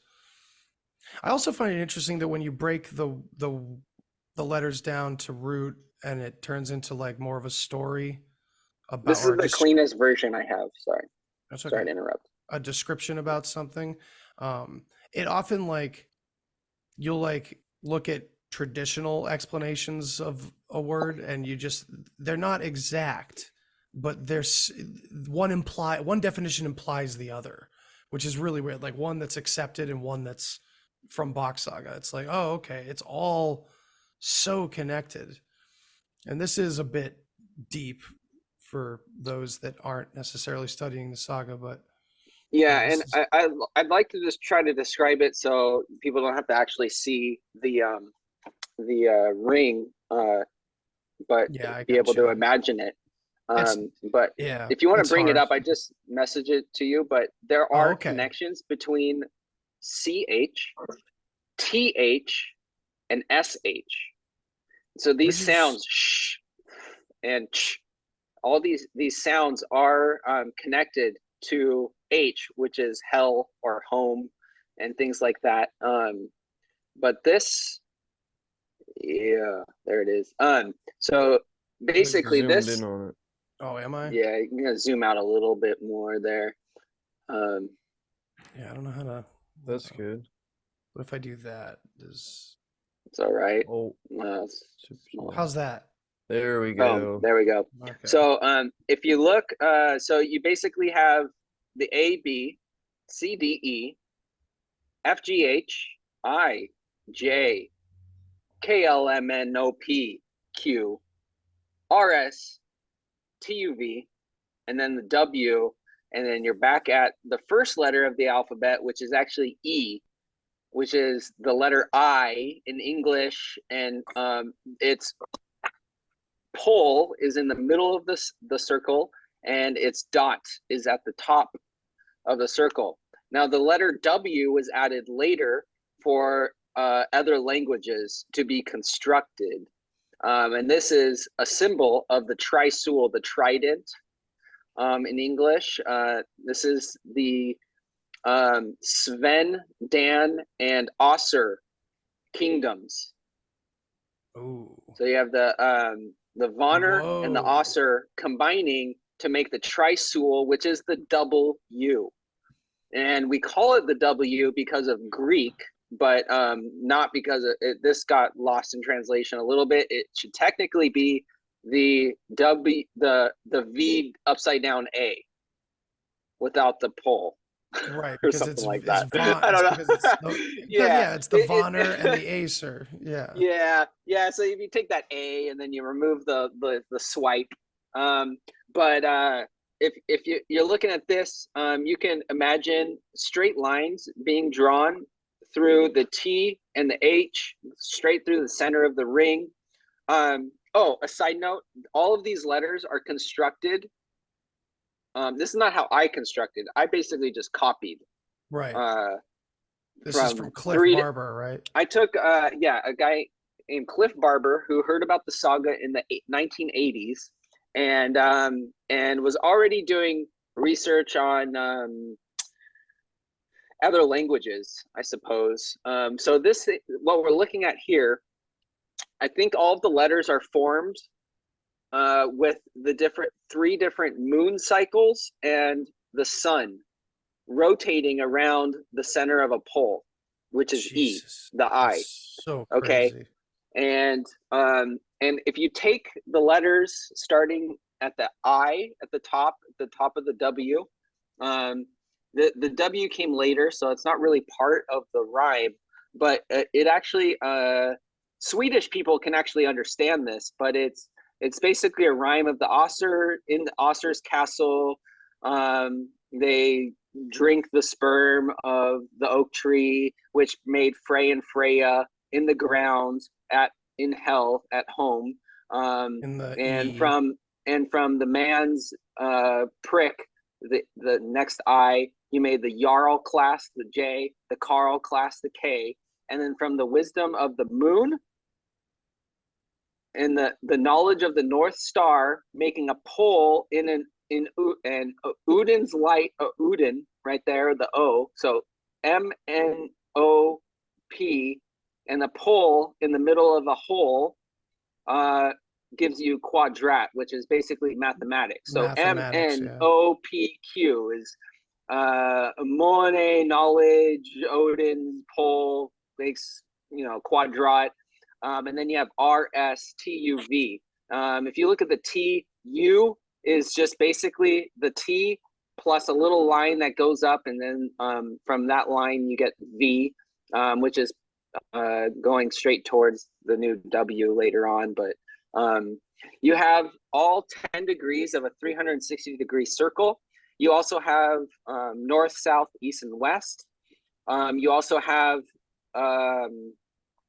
the zodiac. So right at C, in between, right at C, at the top of the letter C, you get what is it? September, maybe it's October something. Anyway, you get the first day of Scorpio is at the C. And what's interesting about the C is this is where all your SK, SC words come from, like Scott or Scythians, or scathing or Scorpio. This is Scorpio. And then straight across from it is straight into the O, which is also north, because the O is north. Anyway, this is the letters of our fucking alphabet expressed in a ring, right? Like, I've never seen this shit before, and it blew my mind, and it's freaking me out. And what's up with XYZ? Those are so part of the XYZ powers, are right? outside of the circle. I'm still working on it, but I've found some other possibilities of where they might be. Exactly.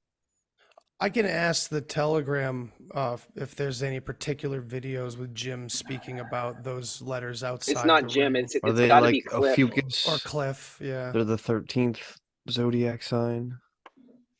So there is no 13th zodiac sign. A fucus. Yeah, but it's not actually in the band, in the ring. It's actually above it. That's what I'm saying. Is that where XYZ is? Yeah. Oh, fucus. Oh, fucus. Isn't this ring like the eye there? What that's sticking up through the ring, not so there's two eyes. Image, right? Yeah. There's two eyes. That specific eye is referencing the pole of the planet pointing to the North Star. So the dot in middle of the W is the North Star. If it was a ring, a flat two-dimensional ring, that pole would stick up through the Mm-hmm. middle. Oh, and also the middle of the W, the dot of the I is December 25th. So that is Christmas Day at the top of the W, and it completes the wheel. You can imagine this as a clock, a wheel, a calendar. But if you imagine it as a wheel, this is Yule Day in So it goes Sweden, backwards? Finland. It can also go backwards, but that's for the Finnish side of thing, the Von. You said C was October. So Yeah. if you went Yeah, clockwise, yeah. It goes backwards. So Aries would okay. actually be above the Q, right at the R and S. Which Straight actually to the has an left. A in here for Aries anyway. Yeah. So you can connect the word Aries, and it makes a perfect equilateral triangle. And the E sound is the letter E makes an A sound. So it's Right. not actually in the word Aries. Which is, we have the word hey, And Hey. a proper pronunciation, according to this, would be arise. Aries. Aries. Okay. And arise, and think about the connotation of what Aries That's stands Passover. for. Yes, the Jews celebrate Passover in Aries. We celebrate Easter. East, the direction east is between the T and the V. So it's at the U. It's actually Oost. Oost. Perfect. Yeah. Any other questions? I feel like that was a complete tangent, but it is really freaking fascinating All of to it is, see yeah. the alphabet we freaking use, and the connections between the letters. So like T and H, that sound for thought or think or whatever. T and H, they have the same meaning. T is your heart, friend, and heart is also starts with an H. It's heart. It's the same meaning, and they are directly across from each other. And if you look at the C and the H, the C is exactly above it. The straight line down, you have the entire H. And then you have the SH connection. The SH, the S is the only letter, or S and H are the only letters that actually go outside of the ring. So the sun, the S represents Sulin, which is the sunlight. Basically, the energy, everything. The Sulin puts off the sunlight is called strolar. There's strawlar, and that makes all of the straw, all of the grass. So all of the grass takes in the straw lar of the sun. The logic of the rays, and R is the rays. And you see how the R is also in the S. So yeah, anyway. Does that have anything to do with the tradition of the straw bock? Ooh, Maybe. yes, yes. So this is actually warping us back 100 million years back to paradise with that question. And yeah, the strawlar makes the straw bock. And today in Finland, you go any household around the area of Helsinki and southern Sweden, and they all have these grass goats. I don't know if you can pull up an image of that. Yeah. I would say they call them straw. They're more like hay, like dried hay, straw. Yeah, which straw. is the straw, which is the hay, the straw. Yeah, same. Oh my god, how am I not able to find this? You think of a straw like you drink out of a cup is this long thing, like a thin bamboo. That's the straw. It's like it's all the grass. This guy. Yeah. So some people, like in their front yards and things like that, they'll put, like we put giant Santa Clauses in our front yards or reindeer or whatever. They'll also put straw box. Another thing that you said, I just want to note, going back to just trying to wrap your brain around some of this stuff. When we talk about logic seems to mean the way things are. Because when you say like strawlar, and we're talking logic of the rays, we're basically saying what the rays do. Like this is the evident reality of the rays. So when we think of logic today, it's like I made more sense than you. I spoke logically, right. But it's a right angle. It's the way that it was is basically logic in this understanding. It's not the way it is. Yeah, it's not a belief. No. Is that the law? Jig? Aha. What's jig? Yep. Now it sounds like we're in the Telegram right now. the letter L is a league, so that's a group. So if you have a common logic, we could say we're in a group of agreement or something, perhaps. In Swedish, "jick" means went. Okay. Sometimes it's Like not there right away. yeah, so where the law goes, Oh, okay. the low goes. And I mean, it's Aha. in knowledge. It's Logos is the same word as logic, which is the same word in mythology. Logi is the logic. It's the and Right. log but is in like G-I-K is went. Like I went here, I went there. Chris, what were you? is it in cosmology? How do you spell that? Cosmology. Cosmology. Well, yeah. If There's you log in these words, right? Yeah, absolutely. There's log through Logy. like biology. Well, back to the Cosmology. log, it's all about the The Christmas tree. Yeah. The Christmas tree, man. Knowledge. So we Tree is have knowledge. one thing I wanted to touch on is the pine tree. Some people say that represents your spine. So we have S, spine.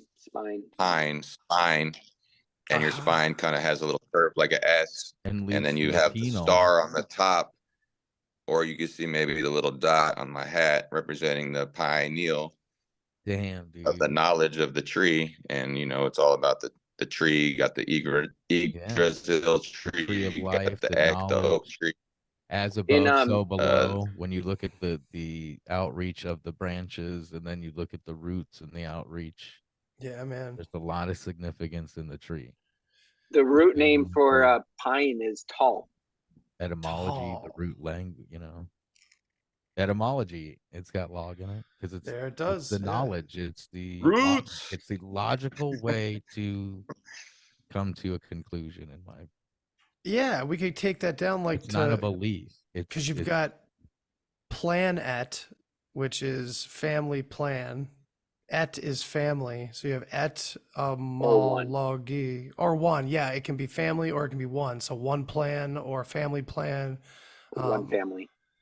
Right. and etymology doesn't it's the root of language, right? I mean, Yeah. and which Bach is the root language, the beginning, because the beginning of the tree is in the root, is in the seed. And then you also see many deities in Celtic society and things like that, where it wasn't always the horns of like a deer or a goat. It was tree branches that would come off the head and things like that as well. To represent the horns, right? Right. To represent those. And it always goes back to those horny fucking beasts. Horny. Fucking rock hard horny. staffs that blast force the big bang of life and create, right? I mean, like, Yeah. Dustin, it's what it comes, it's all sex magic, really. it really, and that's the thing. What's weird about the I don't know what the word, the distaste is evident, but like the shrugging off of Bock Saga by quote unquote critical thinkers. It's like, dude, look around. Like, we already have giant penises literally all over the planet in all the wrong places. Like, we already admit that it's probably all connected, but you just want to take it back to Babylon and call it a fucking day. Like, and dude, No way they can be intelligent. They're just talking about dicks. Right. Yeah, dude. And to the goats, to the beginning with the goat, and then it gets inverted to the bull, right? And into these other symbols. Look. Well, and also we also have I wanted to mention this about the beginning story, and I'm sure I've mentioned this on other podcasts before, but like, it's been a while for sure. The idea of the monkey and the goat in the beginning, hypothetically, if it's not symbolic in any way, because I have heard that explanation too, but like, if it supposedly was absolutely literal and we're talking a goat and a monkey, it is interesting that the quote unquote beast system, the bad guys, have carried on with part of that story, but not the whole story, where the goat is suppressed by all those bad guys, people. The symbol of the goat, you ask any conspiracy theorist, what's the goat mean? It's Baphomet, and that means Satan, and that's the end of it.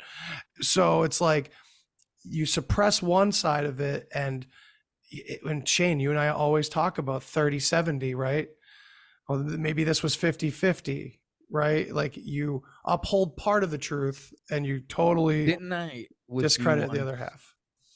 when you look at the goat and a monkey, what a homunculus would come out of that would be a Baphomet. Homunculus. Holy A shit. Baphomet Nice, dude. character, right? A Baphomet like Yes, character. I think you and I come did out talk of that. about that. So, like, as soon as I learned about Bock Saga, I immediately thought of Baphomet, which I already like at the time was like, okay, Christians say this is evil, but there's more to esotericism than evil. There's- So, you know, There's what's also interesting. Pan.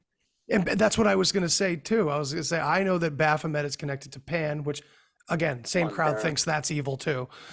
But regardless, you know, I try to reach everybody, you know, but like, I try to understand where they're coming from at least to see if maybe there's a way to talk to them around it, you know? 'Cause that's But- what I mean, like a goat and a monkey. They try to tell us we came from monkeys, right? Right. They try to say that's the official story. And there's a Just one missing side link. of it. Is that we came Right. from, yeah, I guess, yeah. Well, no, I mean it would be like the authority, wouldn't it? No, Like, I'm the sorry. I meant one scientific- side. Yeah. Like it takes one side of the box story and yeah, and fucking uses it. And then if you just think of, yeah, I mean the goat and the monkey together and learning of homunculuses, and then you look at Baphomet being a horned, like hermaphrodized, like human goat homunculus fucking thing, right? I mean, Right. like, it's just Cool up. crazy how everything just, it all fucking goes back, it ties together. And the Bock Saga, like when you go through occult stuff and etymologies and shit like that, and you don't have the Bock Saga, and then the Bock Saga comes in and it fucking connects.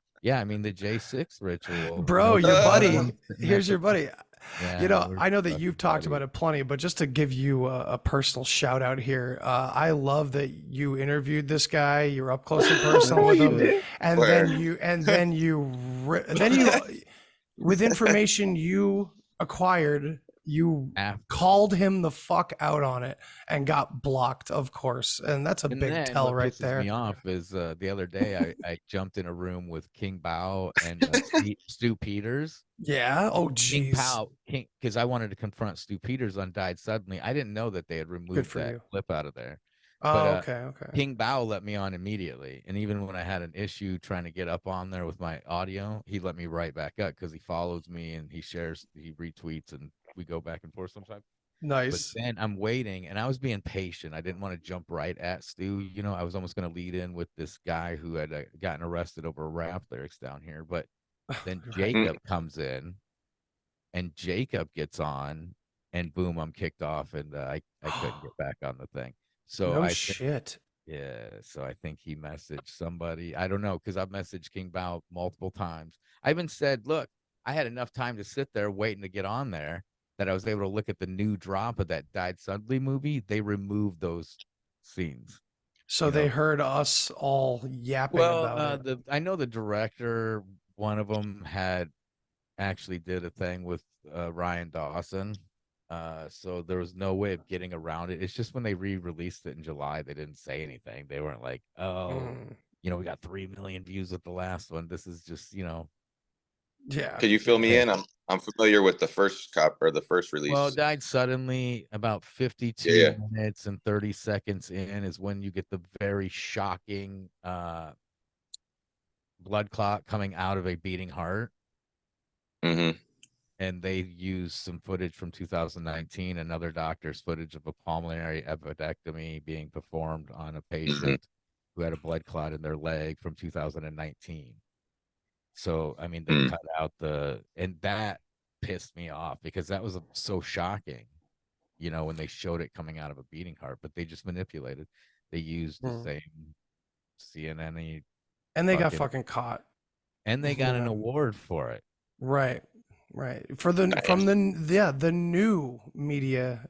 You know, like, Yeah, this is you know the what I mean? new Like, media, man. But just I to would- fill I'd in the go after listeners who are only listening, I just was scrolling through pictures of like horned people and horned symbolism and stuff like that, and Jake fucking Chansley pops up from January Old 6th. J6 himself. Um, It's I, such a And the fucking ritual hoodwink. that dude went through of January 6th, because I mean, January 6th is a capital with an Yep. O L. It's the third temple of Solomon, is what they're trying to build there. and then you had him when the doors open, in walks the horned one, Right. right into the photos, right?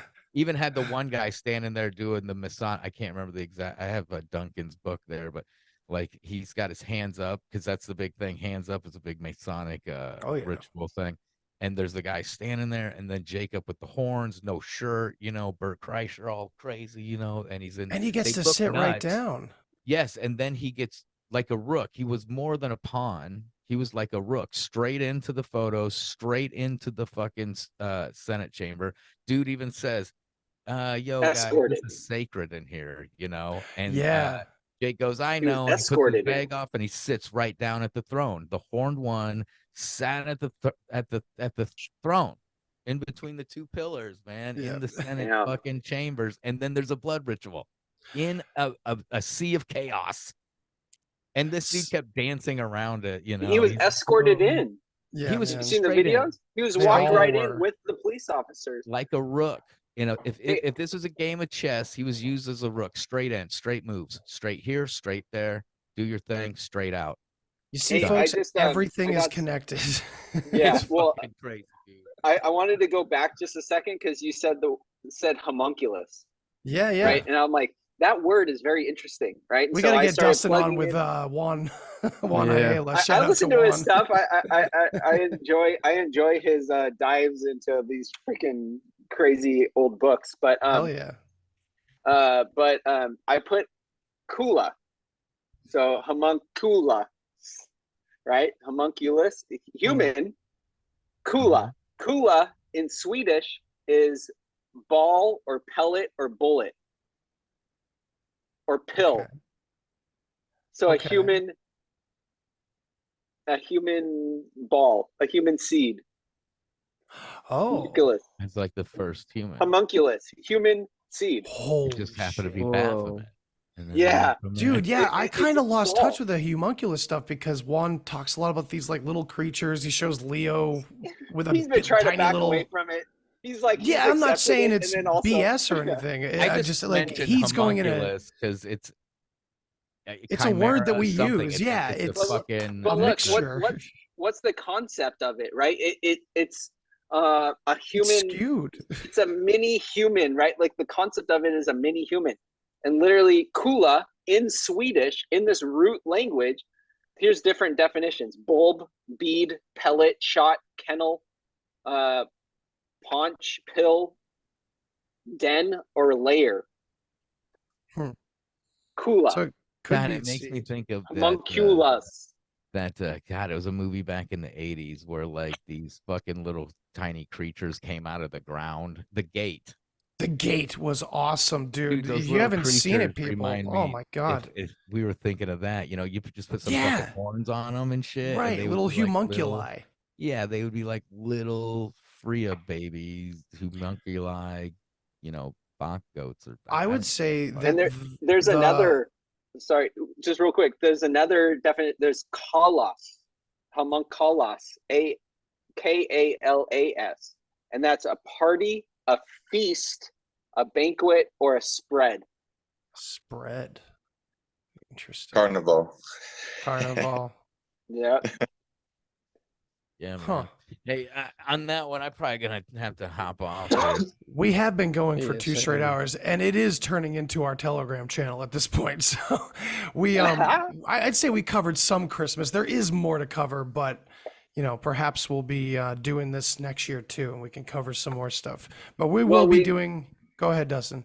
I was gonna say, well, with the tree, there's also the star on the top of it, right? So we did a little bit of Santa, but we didn't Yeah. do the actual Santa story, which is, I think, kind of more recent, and it has to do with the third Ragnarok, and we can do that real quick. let's do it. Sure. Do you guys want to stick around? Should I Yeah. say goodnight to some of you, or are you guys sticking around? Let's do. All right. Let's Fine. And I won't bring it interrupt. back to Dustin, Ready to talk Dustin about will what's in just. his back.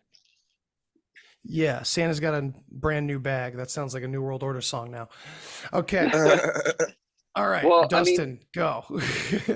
So you have this All Father Lemminkainen guy who's the main father in the North Pole, and the Catholics come in.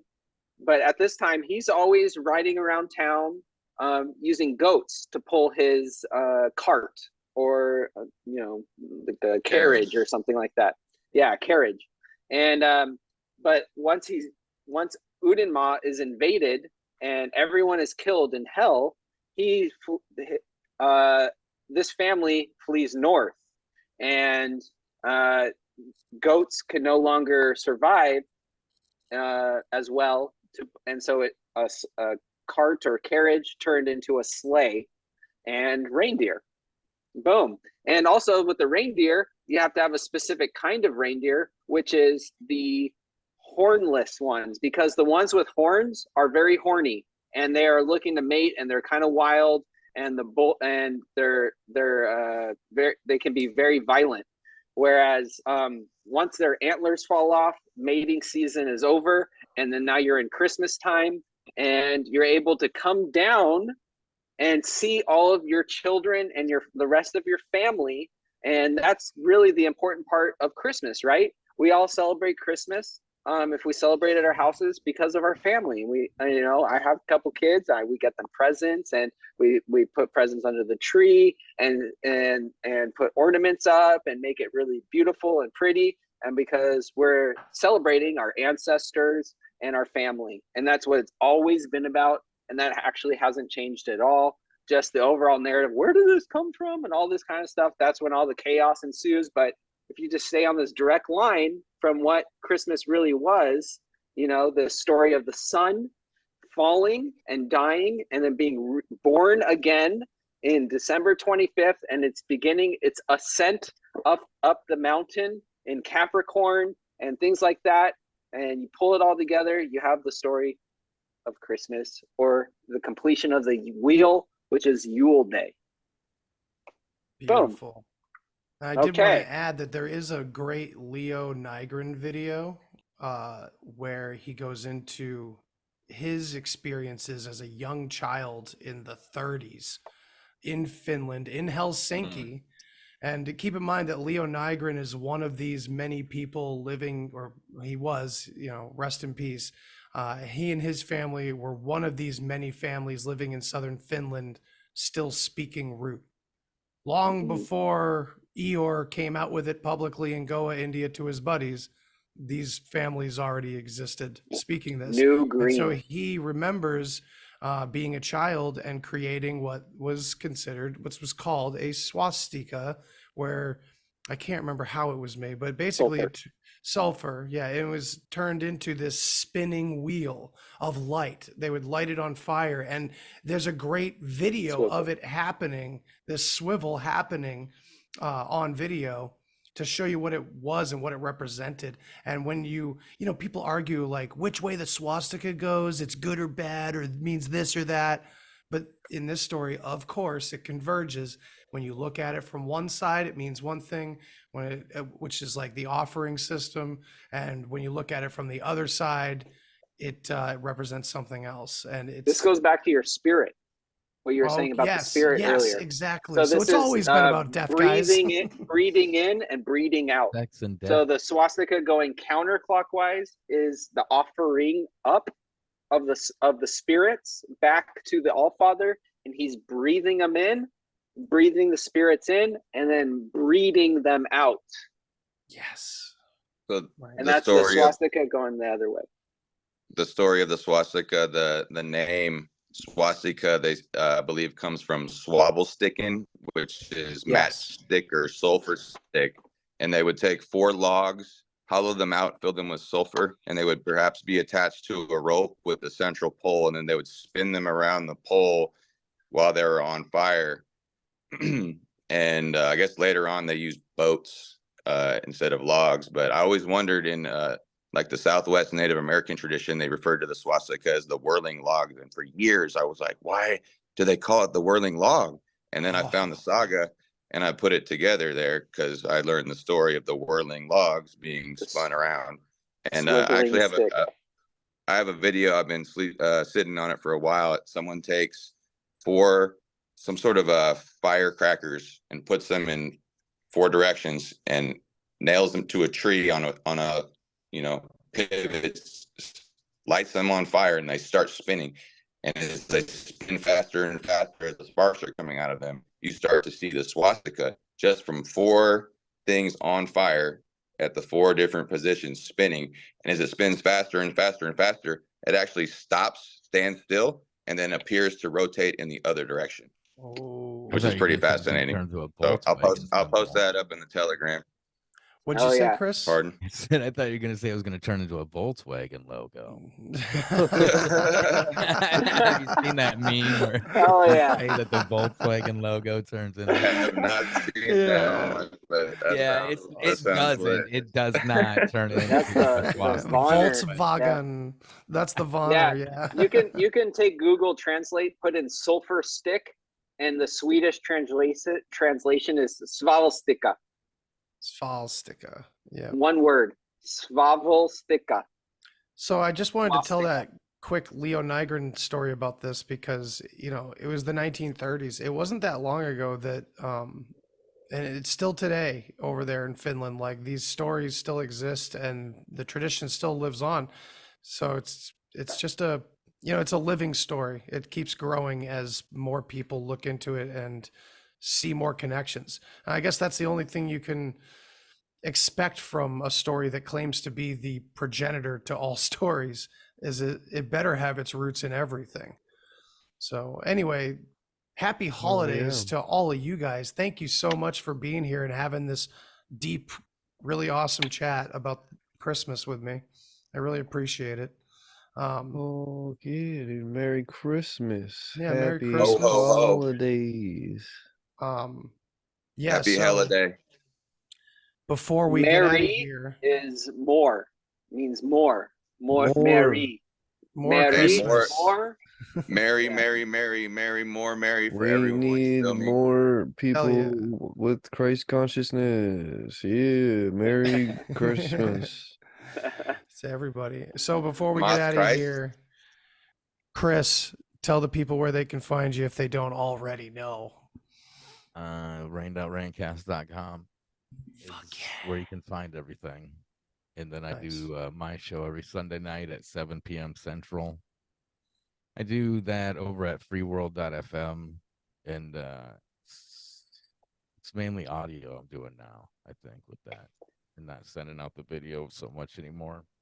It's easier. Because AM wake up I do every morning, Monday through Thursday. That's 9 to 12 Central. Yeah. Shout out to Steve. And that's all video. Yeah. Oh. Shout out to Steve.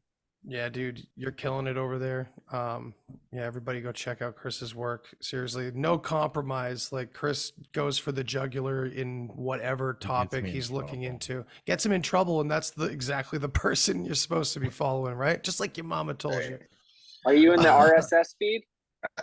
In the RSS? You mean the Telegram? No, in podcasts. Yeah, you can yes. find me on any platform. And if you go to my website, you just go to the bottom of my website and it should have all the badges. Just click on one, whatever you listen to, whether it's Breaker, Spotify, iHeart. What's your website? Rained Out Randcast. Like I used to drive dump truck, and when I would get rained out, I couldn't work, so I would rant. Rained Out Radio Hour? No, Rained Out Rant. Rantcast. Oh, Yeah. rant. I'll have the link in this episode description anyway. So it'll be there for everybody. But and then Shane, my dearest friend. Yo. I knew some, but I didn't know it all podcast. That's right. That's right. And as I've said before, Shane and I, and along with Jeff Fernandez and Jay Hanahan, we have brought back Horns Up. And right, dude. We're going for the jugular. We're getting guests on now. There's the horns. I say there's now. the goat. Yeah, there's the horns. But yeah, we're getting some guests on from actual music bands to chat and stuff. So it's cool. It hasn't happened a lot yet, but it's in the works. It's happening. It's happening. Get Hell fucking yeah. Des Faferon, whatever it is. I don't know how you pronounce From Fear Factory? Dude, he was from Cold Chamber. Oh, Cold And Chamber. Devil Driver. Dez. Yeah, dude. because like he used to be fucking heavy into like Planet X stuff. Oh, And I'm really? wondering like where the fuck he's at now. Oh, that I would think- be And then he interesting. created the t-shirt company Sun Cult. No shit. Oh wow. I stopped and Randy following him. Bly. Yeah, him and Randy Bly started Sun Cult, a clothing company. Fucking Randy shit. Blythe. Yeah. I have Yeah. a personal like I grudge think- against Randy Blythe. I love the man. I love all the music he's brought me, but his pussy ass reality Pussy-ass bitch. contradicts his Yeah. lyrics quite a bit. Yeah, I mean it's a tough one. It is. It all is. And like they have that cruise, and someone died on this first cruise they did. Yeah, the metal cruise. Yeah, I heard, someone fell off, like- and then they had to leave him. 90% of your favorite musicians that are like, famous, they've all sucked a dick or two to Yeah, get it there seems for like sure. that when the P Diddy keeps dropping every 5 Dude. minutes on fucking Instagram. Yeah, that It's a shit's new P Diddy crazy. story. A friend of It's- mine was in, fucking magazines. He was in the fucking next page next to fucking Breaking Benjamin's guitar player back when they were fucking big. And they were getting ready to get signed to big labels and everything. And they were like, "Hey, do you suck dick?" He's like, "Nope." They're like, "Oh, Like, you're out of here. Wow. And I just Yeah. wanted to drop some saga also in that is that there was no touching. There was You no gotta touching in succeed to saga. succeed, so Yeah, What do you mean it's by your touching? own. It's your Oh. own. yeah, You only and touch then you get yourself. to You a- don't. Then You you don't get to an suck age, someone though. else's. No, I suck know someone that. else I know off, you that. But like you get to an age in the saga to where you not marry you don't marry in the saga, but you take like a woman or whatever, and then Yeah, she once a year. she then sucks your seed, until it's time to fucking plant the Drinks. seed. Right. Yeah. Drinks the seed, sucks whatever. Yeah, you know that like that ancient Egyptian like thing they're holding, and then like they're like it's in ancient Mexico and things like they're always holding this like one This weird little object in purse? a little bag. Yeah. Well, the they have a pine bag. cone. It's They have a nutsack, bag, and then right? they have this other thing. It's like it's a tool. It's like Oh. a Those are fleshlight. main balls. Oh shit. It's their Okay. version of a fleshlight. No. Oh man. So there's I mean, hey, maybe, but there's I've I heard a just thought it lot was better fucking explanation. interesting. They have the succeed thing, right? Succeed. Of your own to What are you carrying in keep that it. purse, bro? See, And I mean, bro. we didn't you even know- talk about what was in Santa's bag. Come on, y'all. Damn. All right, for one at a time here, Chris. What were you just saying? No, I just find it interesting the whole succeed thing, that's Yep. taught at a certain age. With then that what age is it when they start teaching? 7. Yeah, it's Seven. like And then you 7. look at Because other you're not cultures. flexible. Look on your shirt, building 7. Yes, that's and then there's all these 7 things, right? And then at a certain age, yeah, your woman starts drinking your seed until you plant it, and they For 1 all month. That's do the that. honeymoon. Yeah, that's fucking crazy. Or wait, they only do it for 1 month? Yeah, For yeah. 1 month. Once the woman has selected her man, after they compete On in Boxing Day, this coming in a week. coliseum. Fucking right, boxing. They yeah. compete in a coliseum. They stand next to a pedestal, and the woman in a vol. The word vol means to elect or vote or select, right? So a carnival, a festival, all these are election processes that the women would choose their man, and then for a month they would have their honeymoon period. Moon means mouth, e means in, and hun is the honey. Yeah, okay, yeah. And this is also where we get the immune It prepares system. their body. I thought it was like a whole prepares their year body. thing, but No. to get ready for the planting of the seed, right? Yeah, so it gives you the best chances of creating a child. I've known like a bunch of different women over the course of my life who have had a lot of trouble having a child. They try for like 2 years or something like that. It's like, bruh, if you were just succeeding, Yeah. How are you gonna That's what we're succeed if you trying. don't We're drink- if trying you to don't drink the seed? succeed. And interesting though, I brought this up a couple times, like in chats with where women's in there, and they're like, "What?" About Yeah. like I had heard there's a study of when someone ejaculates into a woman, that some of them sperm burrow in basically and almost entwine into like her cells. Yep. And so when you think of like they would prepare by drinking the seed, it makes Creating sense. the future home for the baby that's going to grow and have those same I got parameters. Yeah. I got one for Digest. y'all. Thor, go. Yes. I heard that when you let them go, that they work together actually, and they create this sort of like conveyor belt where they're like pushing the other homies through, and they're helping the main whoever's gonna be the lucky winner of the race. They're Oh like my creating this God. cutty, and that's like It's all inverted, water bro. moves in a spiral, right? If you've ever Victor Schauberger, right? Water moves in a spiral. So I imagine semen, they're Yeah, moving on yeah. the water.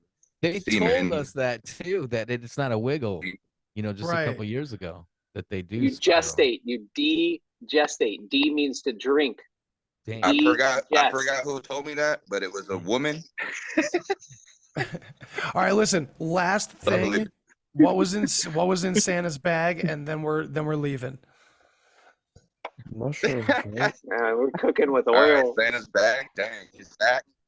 So you know he got the belly, right? So it's like, so that was called his stone, and under his stone, it's his gut. He'd have his sack, and in his sack is where all his gifts were, because he created all the children, because he was the All Father. So he's the gifter of everyone in the world. And touch on it, he went north to, and he went to Lapland, and that could be why the children sat on his lap, because from your lap is where yada me, and Holy shit. yeah, it's all connected to The it's all word connected gift. All to the sex cone and the neck. It's all sex.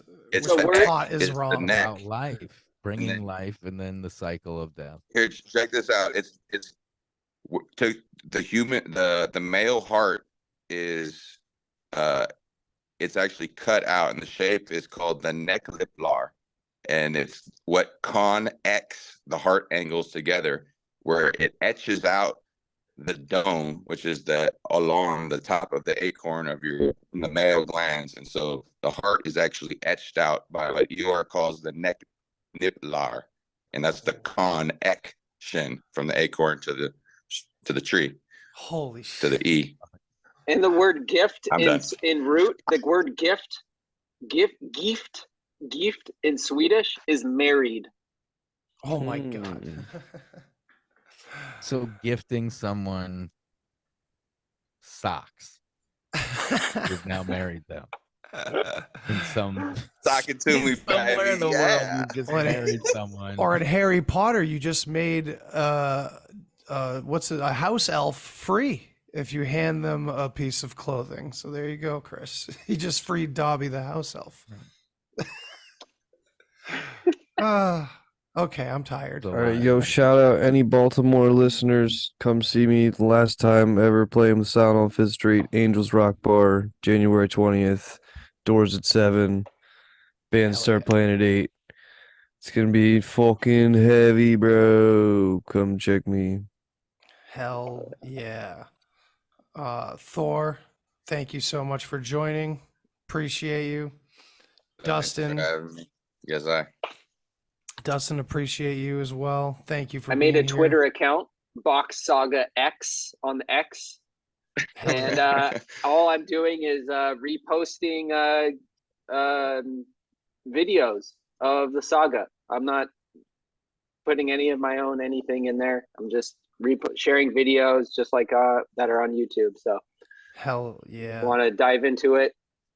Bock Saga X. Bock Saga X. I like it. And Thor, where can people find you if you want to be found? dudes. You know what I'm saying? I'm on Instagram at the Librarian, and I'm pretty active in the Bock Saga Telegram chat. So Hell yeah. holla at your boy. And I really appreciate that. We are 90 plus strong now. A lot of conversation going on, and I like that. No matter how deep a bunch of people are going all onto one very detailed topic. If someone new comes in and is asking general questions, we can switch gears and kind of bring them into whatever they're asking, you know, answer whatever we can, which is really great. So it's, you know, I encourage skeptics and, you know, interested parties of all kinds to come in and check it out. But yeah, everybody, thank you so much for being here. Thanks for listening and watching. And I hope you all have a wonderful holiday with your families, because as Dustin and all of us have been saying tonight, that's what it's all about. So we didn't really talk about our families on this episode, but much love to all your families, guys. Appreciate you all. Yeah, thanks for having me on. Same way. Hell yeah. There you go. More conversations to come, everyone. So, and much love. You sure? Human sacrifice, dogs and cats living together, vegetarian. Enough, I get the point. You have meddled with the primal forces of nature. And you will atone. What do we know? What do we know? If I know what we know, then I can tell you what we know, and if someone else knows, okay?